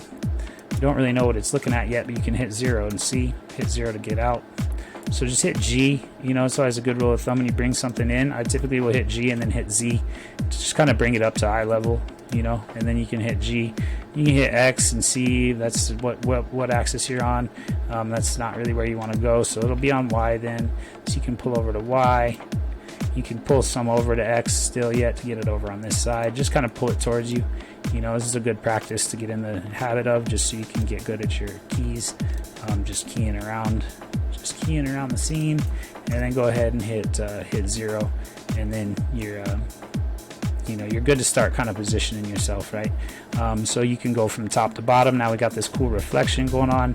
Let's go like GZ, and then let's go ahead and rotate them down, you know, so we can look down on dude. We can get a shot like that, or we can go, you know, like the one that I did for that scene. And you also have your tools that you can change over here for your rotate or slot, you know, move and scale. So these are also handy. Those come with your little gizmo right here, whatever this is called. So you can remember too, I forget about this sometimes, it's a pretty good way to move around your scene. But I'm going to go ahead and just set up something sort of similar. I'm going to go ahead and hit R twice to just rotate and pull this up. Let's keep rocking this down. We'll get kind of a downward shot, right? And then you don't have the option when you're in camera mode to like use your little gizmos and stuff. So you just got to be selected, and then you can use your G. You can use your hotkeys still to move your camera around, right? So we'll just go ahead and kind of just position ourselves here. I'm going to move up on him a little bit. Boom. Okay. All right. So now we're getting somewhere, right? You know, we got him. We got a little bit of an angle here. Cool shot. You know, you want to try to compose it however you like. You know, the tricks of scene composition. I don't, but I just kind of, I guess, just see it naturally. So now when you're in here, right? This is your dynamic sky. You've got your brightness. And remember, we're on our render mode here, right? Because if you're not in render mode, dynamic, there's just something to remember. Dynamic sky won't work unless you got to be in your render mode. Just a little trick. If you're like, why isn't it working? This guy is full of shit. He lied. No, you just got to be in you just got to be in the right mode, man. Be in your render mode. And so then from here, you can play with this sky, right? And you can make it like super dope. So you got your sky color. That you see, you know, you can change. Obviously, let's go like a deep blue, you know, like a nice mountainous blue sky. And then you've got your horizon color just down here. Let's go ahead and, like, I don't know, what do we want to do for that? Make it something not weird. Just keep it kind of a misty color, I guess. Maybe we can bring a little bit of darkness into the scene there, get a little contrast, I guess, there. And then let's see, we can go ahead and your cloud opacity or density, obviously. Opacity is clearness, and then density. Well, you're obviously going to get, things are going to close in more, you know, not as much light's going to escape. You've got your sun control. This is really cool right here, this ball. I really like these little action kind of setups right here with the rotating ball for your light, because it's just really free form, and you can really find like your sweet spot, you know, where, like, that's another thing you want to choose, where, like, what direction you want your light to come in from, right? And so here, just really, you can kind of, you don't even really have to decide. You can just sort of play with it, and then catch light at the right spot and be like, oh, there's some light on his back, like, that's dope, that kind of stands out, you know. You can really tell where the light's coming from, you know, in the scene. So just something to remember. This shirt is, if it was not so sweet and white and whatever, you could catch the light a little bit more, but you can always go ahead and kick up your sun value a little bit. Careful, because this thing it can get super bright. You can either click on it, you click on the button, or you can hold and click over the slider and move it left and right, and it acts as a slider. It can, like I said, it can just move fast. So you can see now, you can clearly see where the light's coming from. Add some nice depth there with your light positioning itself. And then I'm going to go ahead and swing this camera around a little bit, I think, just to kind of put him in the edge, in the corner there, so that I can really kind of focus on what's going on here, you know, get these little pieces and parts flying around. And then if you want to change the shape of your camera lens, or your you know, viewport for your camera, whatever is actually going to come out, that's where you're going to be. It's going to be this guy right here. Looks like a printer. It's your output properties, your resolution, your X and your Y. Just like, you know, setting up specs for a banner for social media or anything like that. This is essentially the same thing. So if you went like 1920, you're going to get a square, right? So you can kind of also dictate your shot that way, of, you know, what type of area you're trying to shoot in. I think for this I had to give him a square, so we'll just work in a square. See, so like this is pretty cool. You know, you already got a little bit of depth. Like you've got, you know, you can see a little more of his body. You've got a nice angle here, and then what you can do for the camera, which You know, and I apologize if this doesn't fully work the first time, because I've done this before a couple times, and that's pretty dope. Like, maybe I'll switch it to over here. You know, maybe I like that. So so you can select everything, right? And sometimes this works really well, sometimes it doesn't. I think it's going to be in my origin, right? So if I set my origin, it's been a while since I've done it, so just bear with me.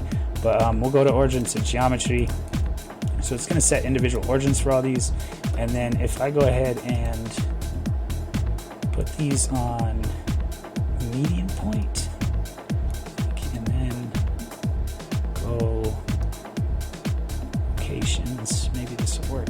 Yeah, that kind of works. So what you can do, you can kind of explode stuff. It's a cool little trick.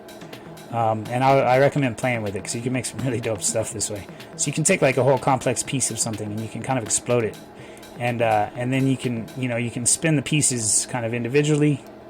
You know what I mean? Like, this does really great stuff for animations.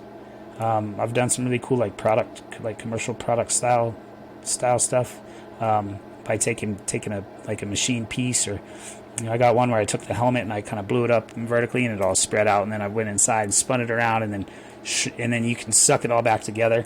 To do that, you want to set up your you got to do a little something with your timeline. Here, maybe I should come and show you guys that too. It's super sweet, man. I really like this trick.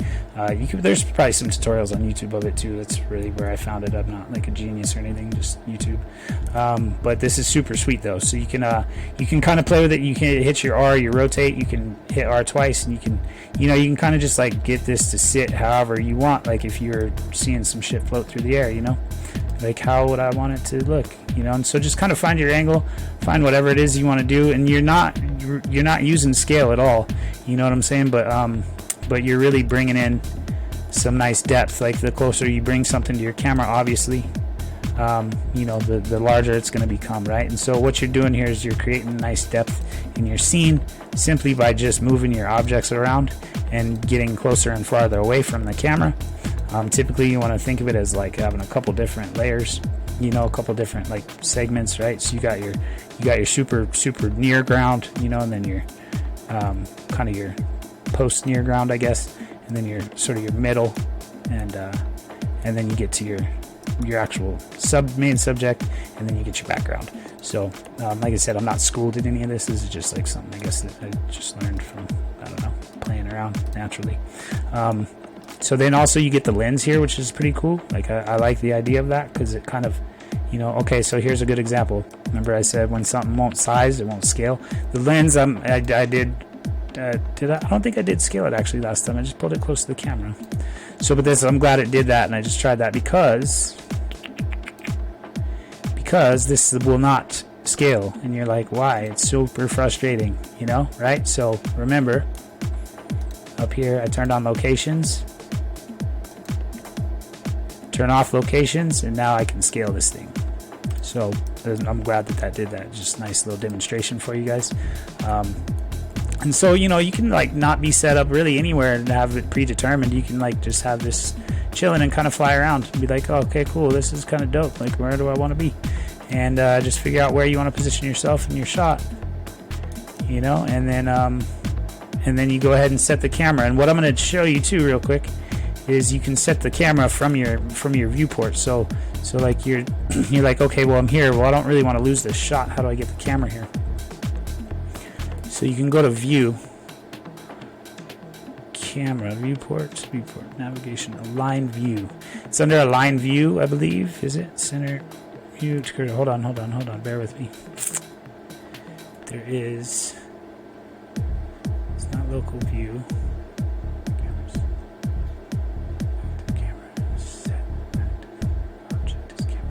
There's a way you can set this right to your viewport. I don't know why I'm not seeing it here. Hold on. Align view to active.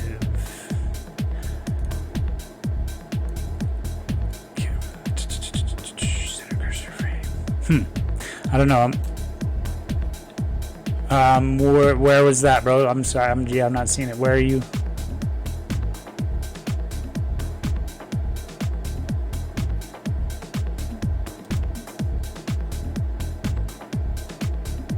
Yep, there you go. Thanks, bro. Yep, thanks, man. Good call. Good luck.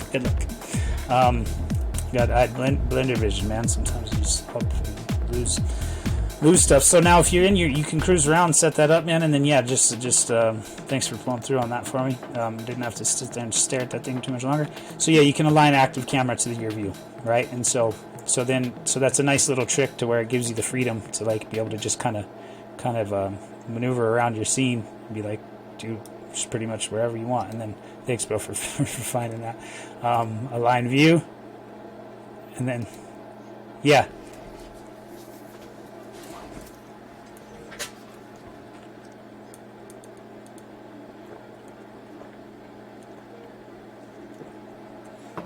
Are you an EV or cycles?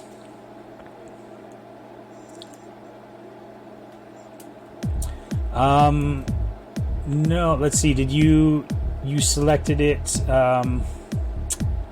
in your right here in this top selection, right? Where you got your world. Okay. No, that's really strange. I have no idea why I would do that. Well, no, that's really interesting though. So you're in cycles and you're on your GPU, and it just won't show up in the background at all. Maybe try to create another one. I mean, it could sometimes you get a little bit of a glitch. Maybe try create another one and then go ahead and select that again. And then also, if you for the surface, do you have that on as background? Okay. Do you have this strength? Do you have this strength turned up at all? 1. So it should still show up there for you. Yeah, that's very possible. Yeah, that's very possible. Yeah, if you want, I can check it out for you here as soon as I'm done, man. We can hop on a call or something. If you can't figure it out, that's fine. So yeah, man. So that's one nice little trick for you is the active camera to view, and then you can, your camera stays locked and you can still cruise around. Now, if you're animating, like imagine that you can actually do a full circle animation. It looks really live and active and shit. So that's another step you can get into, right? But right now we're just trying to take the super simple. Got our beast. We threw some clothes on him, and then we took one object. We kind of exploded it. You know what I mean? We threw up a dynamic sky. Bro, you can also try, another thing you can try if that's not working for you, is sky. It's going to be sky. There's a sky.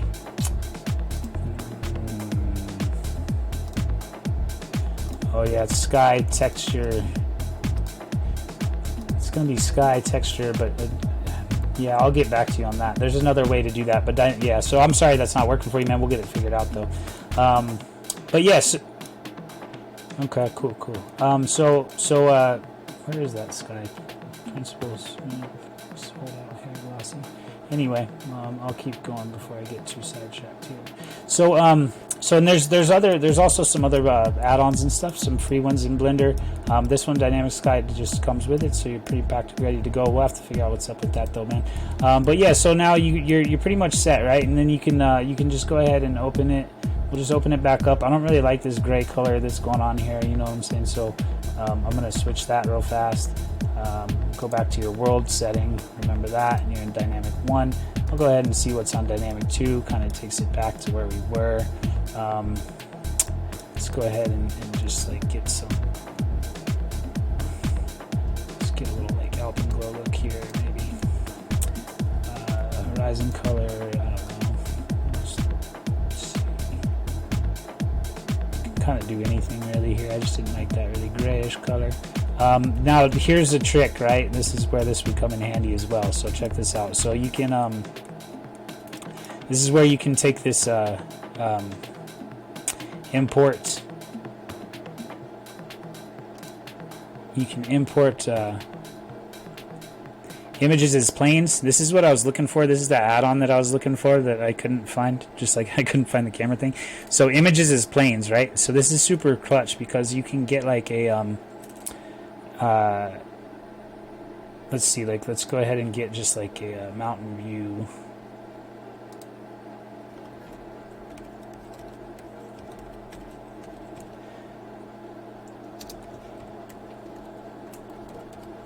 And then we're almost done. I know you guys have had really good patience here in this today, and I appreciate it. So we'll go ahead and get like just any of these really, I guess. Save image as. We'll see if we can't make this mix with our sky. But regardless of what you're doing, if you're playing with the dynamic sky or not, this is really helpful, because what we'll do here, check this out, it's just a little trick. This helps so you don't have to actually set up full-on backgrounds. Images, planes, and then we'll go to that download real quick. This one right here. Right, okay, so now I've got this plane right here. I'm going to go ahead and scale it up. Looks like this one came in already horizontal, so that's good.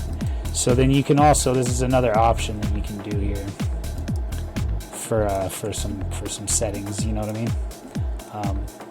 Just to bring this to y'all's attention, let's go ahead and back this out a little bit so it doesn't look like it's right up on the.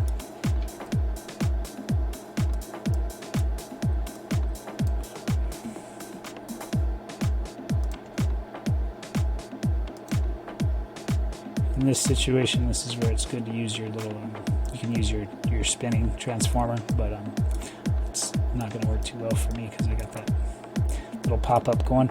But you can also, this is not like the best example, but at least it shows you guys with one little trick that you can do if you want. And this is extra because of our glass floor here.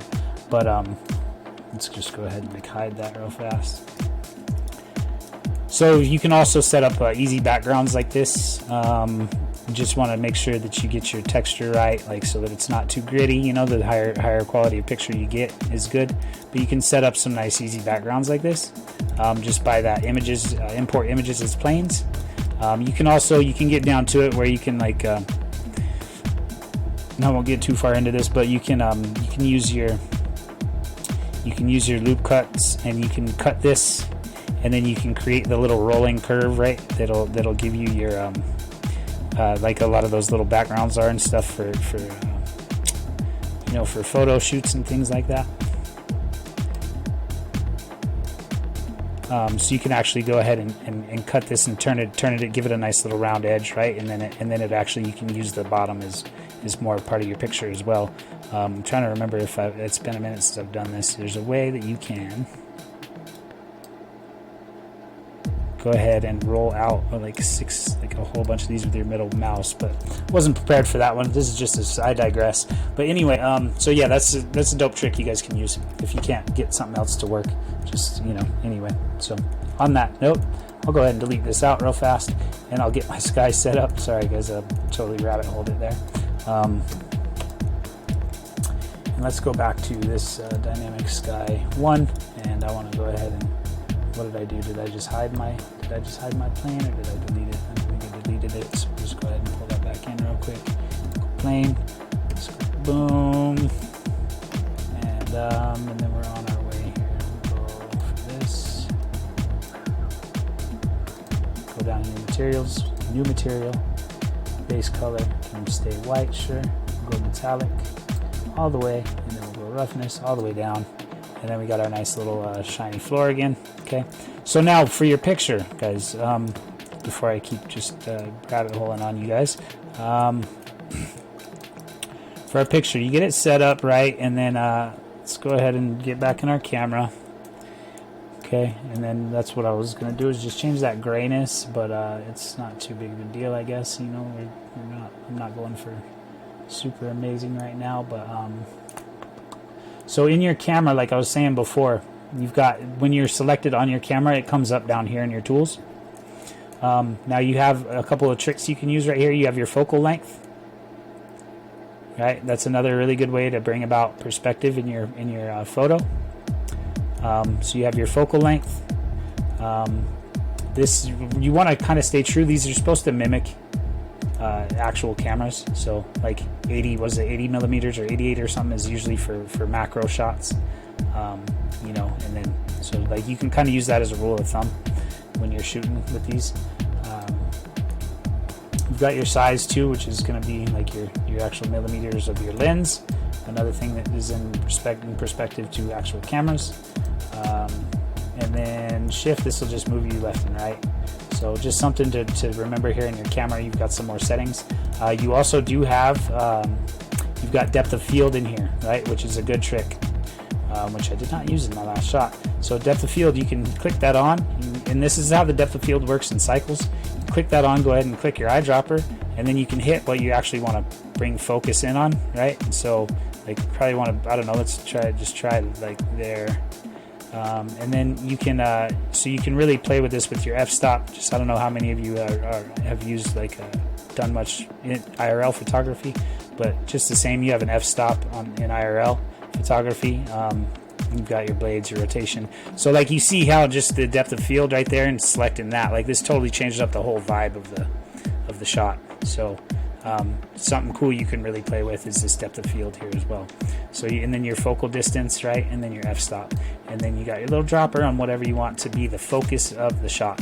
So that's actually kind of dope. I think I'm just gonna do something just like this, leave it, you know, sort of like this, and we'll go see how it comes out. So I'm gonna go ahead and turn this up just a little bit to get a little more clarity. See, that f-stop really has a big play on how your photo is going to come out. And then just to reposition this a little bit, see how it's got that little string that's going down there? It's because it's parented to the location it came out. So just that's what I was referring to earlier. Glad that stuff showed up real quick. So now one thing I want to do though is let's get an angle on there that really highlights some sunshine. And then I'm going to go ahead and go to my world view, and I'm going to go ahead and I don't want that. I want this dynamic one. Where's my? I don't know where after you do that. I don't know where the controls go for that, because I was going to hit up. This is not too bad. That works. Yeah. So if you select off of your dynamic and you go into something else, I think you have to create another one to get those controls back. I could be wrong, could be tripping, but I think that's right, because I don't know where my controls went. So anyway, but this looks nice, right? It looks good enough. I got some nice highlighted sunshine there. Got the nice fuzz in the background. Really brings focus up onto this guy right here, a little bit on this guy right here. Pulls some nice depth of field. You got some nice depth in the picture, and you know, it's pretty simple, pretty straightforward. You know, and you can set this up however you like, man. You can utilize whatever tools you want. You can utilize the shining ground like I showed you guys. It's a really good trick. Set up your sky however you want. You can leave it, you know, dark and just set up some studio lighting, you know, and really highlight and use darkness as your main composition, you know, and that really brings focus onto something. So so now when you're ready to go ahead and render your shot, right? Yeah, 2 hours. Yeah, thank you guys for your patience and hanging with me through this. So when you're ready to render your shot, right, you're gonna go. Most of your settings are gonna be over here. I'm in cycles. Let's see how much different it looks if you switch to Eevee. I don't even know what it's gonna do. So see, so you can't even. Okay, it does still pop up. All right. So if you notice, the depth of field is way different, right, in Eevee and cycles. So now it's like got a whole different look. So it's just something to keep in mind. Like you can really train your scene to whatever you want. Just try to set it up, you know, take it in mind when you're setting it up, because it's a different workflow. It really is. Your noise threshold, the noise is kind of like all this graininess, right? So luckily the new setups are pretty good at pushing a pretty solid noise threshold, so you can push that thing way down.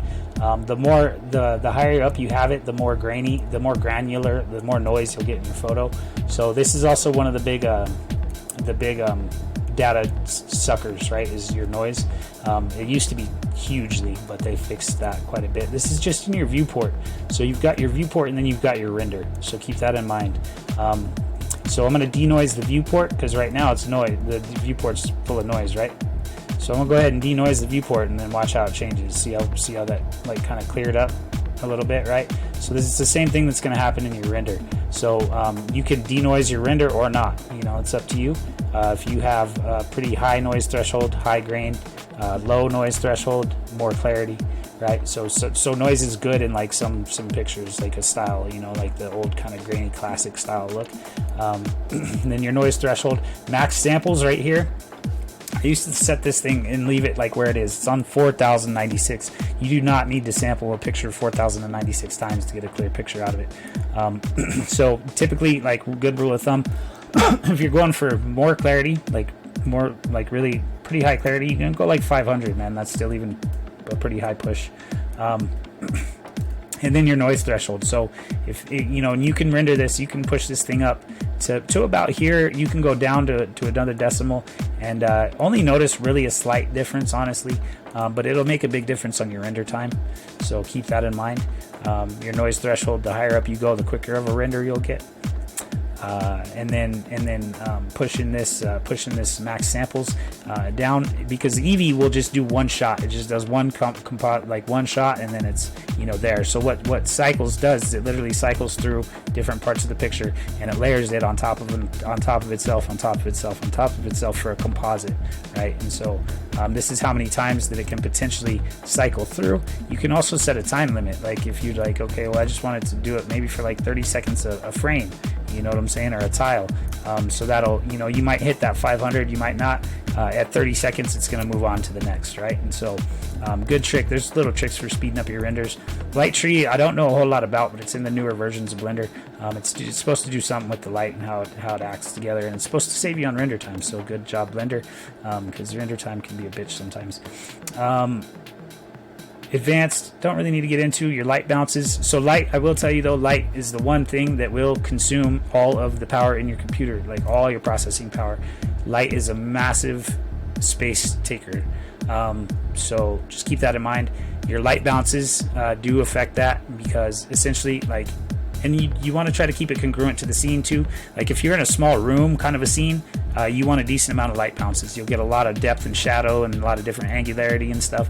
When you're in like an open space like this, there's nothing for it to bounce off of, really. You got the floor, the reflective off the floor, but that's going to bounce once. So keep that in mind when you're putting this together, how you set up your light with your bounces and stuff. There's different ways to set it according to the scene that are more effective, right? And so just keep that in mind if you do start to get into rendering more and you're lighting more, which is really, really dope part about 3D work. It's one of my favorites. Light paths right here, you'll see this again, max bounces. Total, you can take this down if you want to save on render time. Take it down to like 6, and then just don't have anything that surpasses that 6 on here, and you're good to go, and that'll save you some render time. I'm trying to show you guys how to save render time, because fortunately my computer now does a pretty good job, but before this it was like I was just on a Mac with GPU, a lot of GPU, but no, or a lot of CPU, no GPU. Clamping, you can shut down your light a little bit if you're getting too much like glare, blowback, your indirect and your direct light clamping. I just kind of do this to eye. I don't know the full science behind it, but I do know that it'll kind of does just that. It'll clamp down your lighting on you. Filter, glossy. Now you can turn these off if you want to. You can see obviously you get a different look, because I was getting that reflective off the ground, right? So you see a pretty big difference right there. Like if it wasn't this reflective, you wouldn't get that much of a difference. So it literally does, you know, kind of determine how, you know, this light's literally reflecting off there, coming back up. You turn those caustics off, you're not going to get that, right? So fast GI approximation is good to do to speed up your renders a little bit, right? But it's going to have a difference. It's going to change the vibe a little bit. I'm going to just leave that the way it is for now, just because I don't need really to change it. I think I should be on a pretty quick render time. I should be right now. So anyway, but you can monkey with that as much as you want. Volumes, similar. Steps, so volume, you know, you guys are familiar maybe with volumetric lighting. It's like when you put a mist in your scene, or a smoke or something in your scene when there's something in the atmosphere. This would almost be considered volumetric, but it's more just a blur. It just creates a volumetric kind of vibe to it, right? Curves, don't really know a whole lot about. I haven't really gotten into too much about it, but it's all light bending, you know. It's like it's really what it's all about. Simplify will help you to keep track of your subdivisions when it's cutting through, you know, and creating these different renders. So I always put on Simplify. I've never done without it. I don't know if it, so I just put that on always. Film, this is, you can change your exposure and your width. You can go transparent, which will give you a full transparent background. Performance, threads, tiling. Okay, tiling is when you're rendering in cycles. Tiling is pretty handy. You can mess with this. You know, I don't know the full rule of thumb, to be honest, like with meeting with your resolution numbers, but I try to keep it so they're usually divisible by each other. I think is like a pretty good rule of thumb. The smaller amount of tiles you get, they'll be, or the smaller number, the bigger the tiles you'll get, right? So like we'll just try, and then usually you'll get a quicker render, but it's not always better to do that. But because sometimes if you have that number high, you'll get a whole bunch of little tiles, and it's going to do that 500 count on each one of those tiles, right? So acceleration, structure, these I don't know exactly what this does, but it will change your render speed. Use spatial splits, use curves, and use compact BVH. I was watching a bunch of stuff on that before, but just the one thing to remember is that one uses less RAM. It tells you right here, use less RAM but renders slower. Uses more RAM, speeds up your renders. And spatial splits, longer builder time, faster render. So what that means is, like, it's when it's compositing everything, basically it'll keep a copy of that, especially if you have on let's see, what is it, there's a setting in here that will, it keeps that composite setting. So if you're doing a bunch of small changes or different shots in the same background, you want to keep that. It's this right here, this persistent data. So this will keep a copy stored of like everything in your render pretty much. For like the background, it'll keep everything really accessible right there. So if you're rendering the same thing, like for animation, say in the same room or something, turn that persistent data on, and that will help. It'll take a little bit longer to build that first one, but then after that you'll run through them a lot quicker. Just a little trick for you guys. Baking, you know, you can bake your animation if you've got a lot of animations. You can actually bake it into the individual file so that it's not animating in real time and taking up all that CPU. So it's like already kind of pre-dictated as you're rendering. So baking is definitely a good trick that you want to do. Just remember, do not bake metallics into your baking scenes at all if you're doing baking. There's some cool baking tricks too. I've got a nice add-on. NVIDIA has a really nice add-on too that'll kind of do that for you easily, and make that an easy process for you if you do want to start getting into baking your own you know, animations and then baking your texture maps, right? So that's pretty much brings us to that. Like we're pretty good to go on that. I know that was probably a lot, and I hope you guys are still bearing with me here. It's all just important shit. You're getting like a couple years of knowledge in 1 2-hour session here out of my brain. So I hope it's been helpful for you guys. Hold on, excuse me, my dog's yelling at somebody.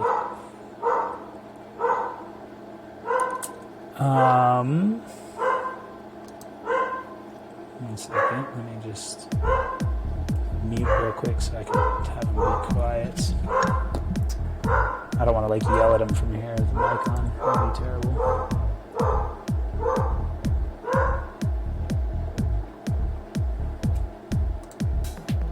Alright, cool, should be good. Okay, so anyway, sorry guys. We're almost there.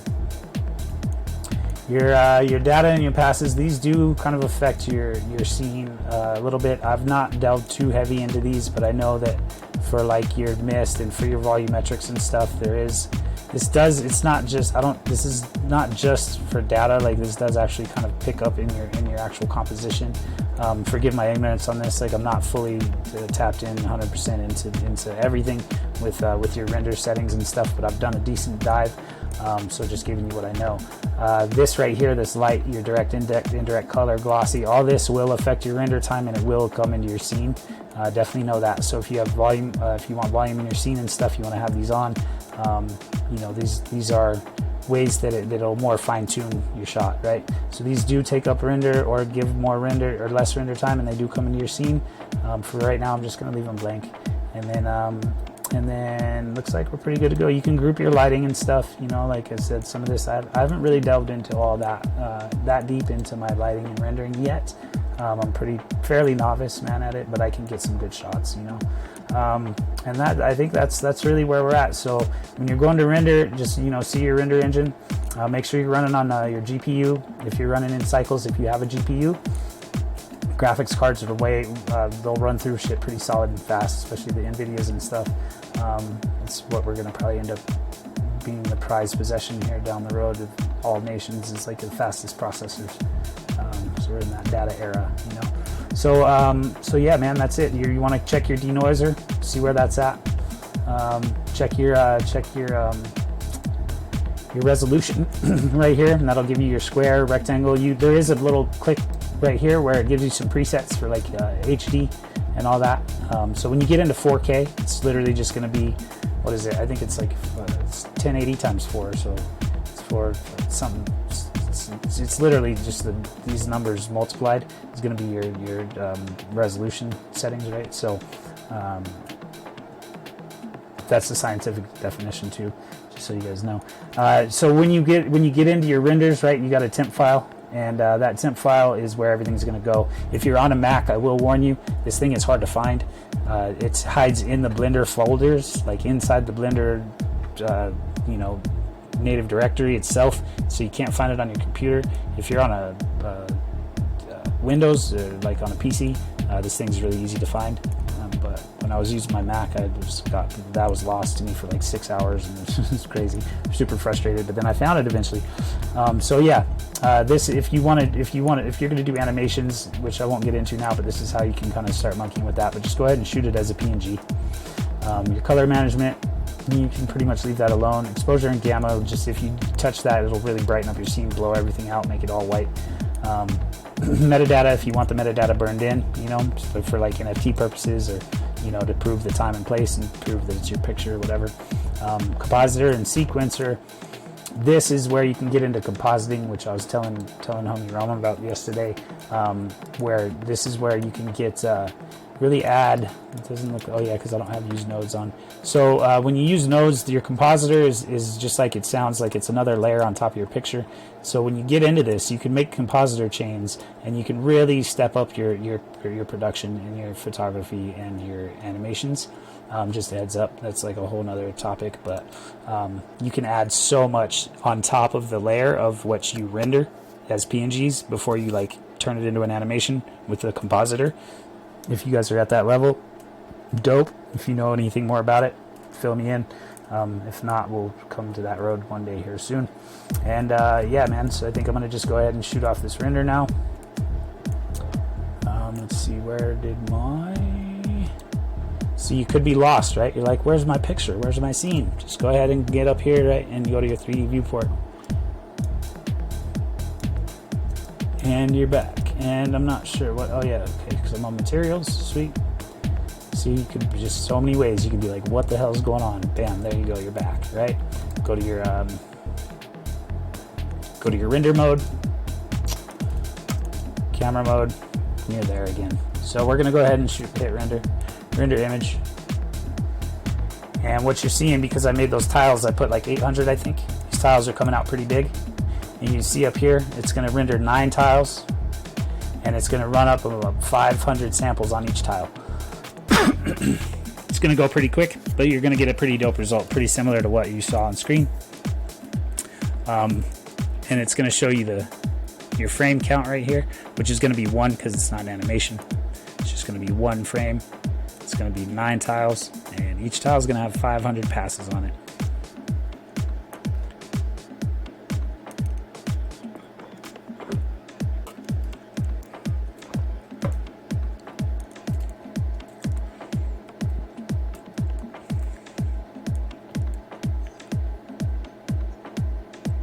Okay.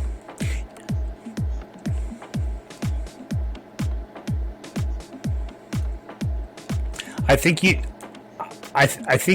you do, bro. Because yeah. Because when I switched off of it to here, so while this is rendering, this pulls up a separate window, just so you guys know.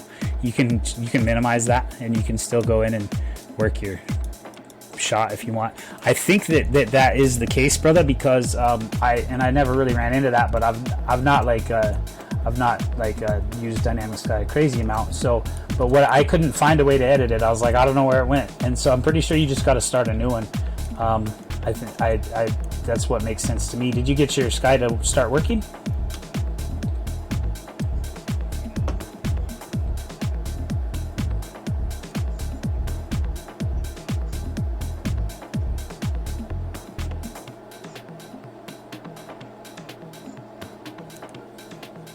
So let's try, since this, I think my render's done here.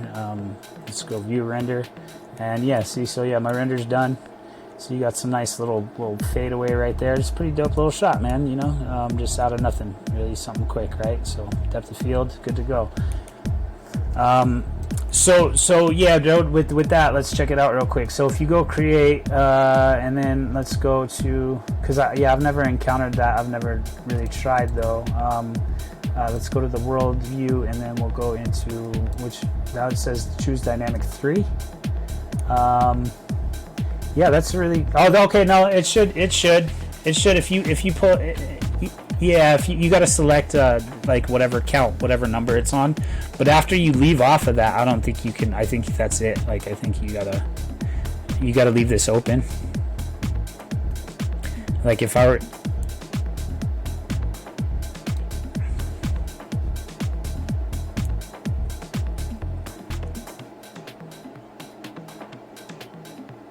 yeah. If you guys want, like I said, I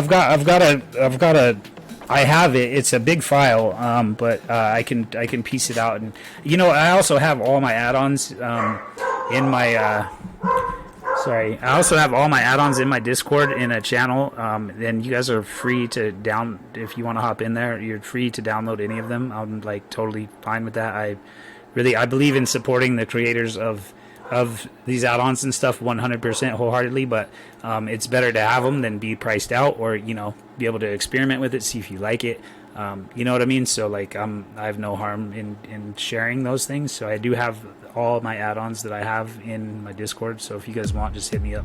You're welcome to come in there. I've got it. It's called 3D art block, I think I called it, something like that, and you guys, the beasts have a role in there, so if you guys come in, you have that channel accessible, so feel free. I'm just putting that out there, not like a shill or anything, but it's just there, and you guys can come grab.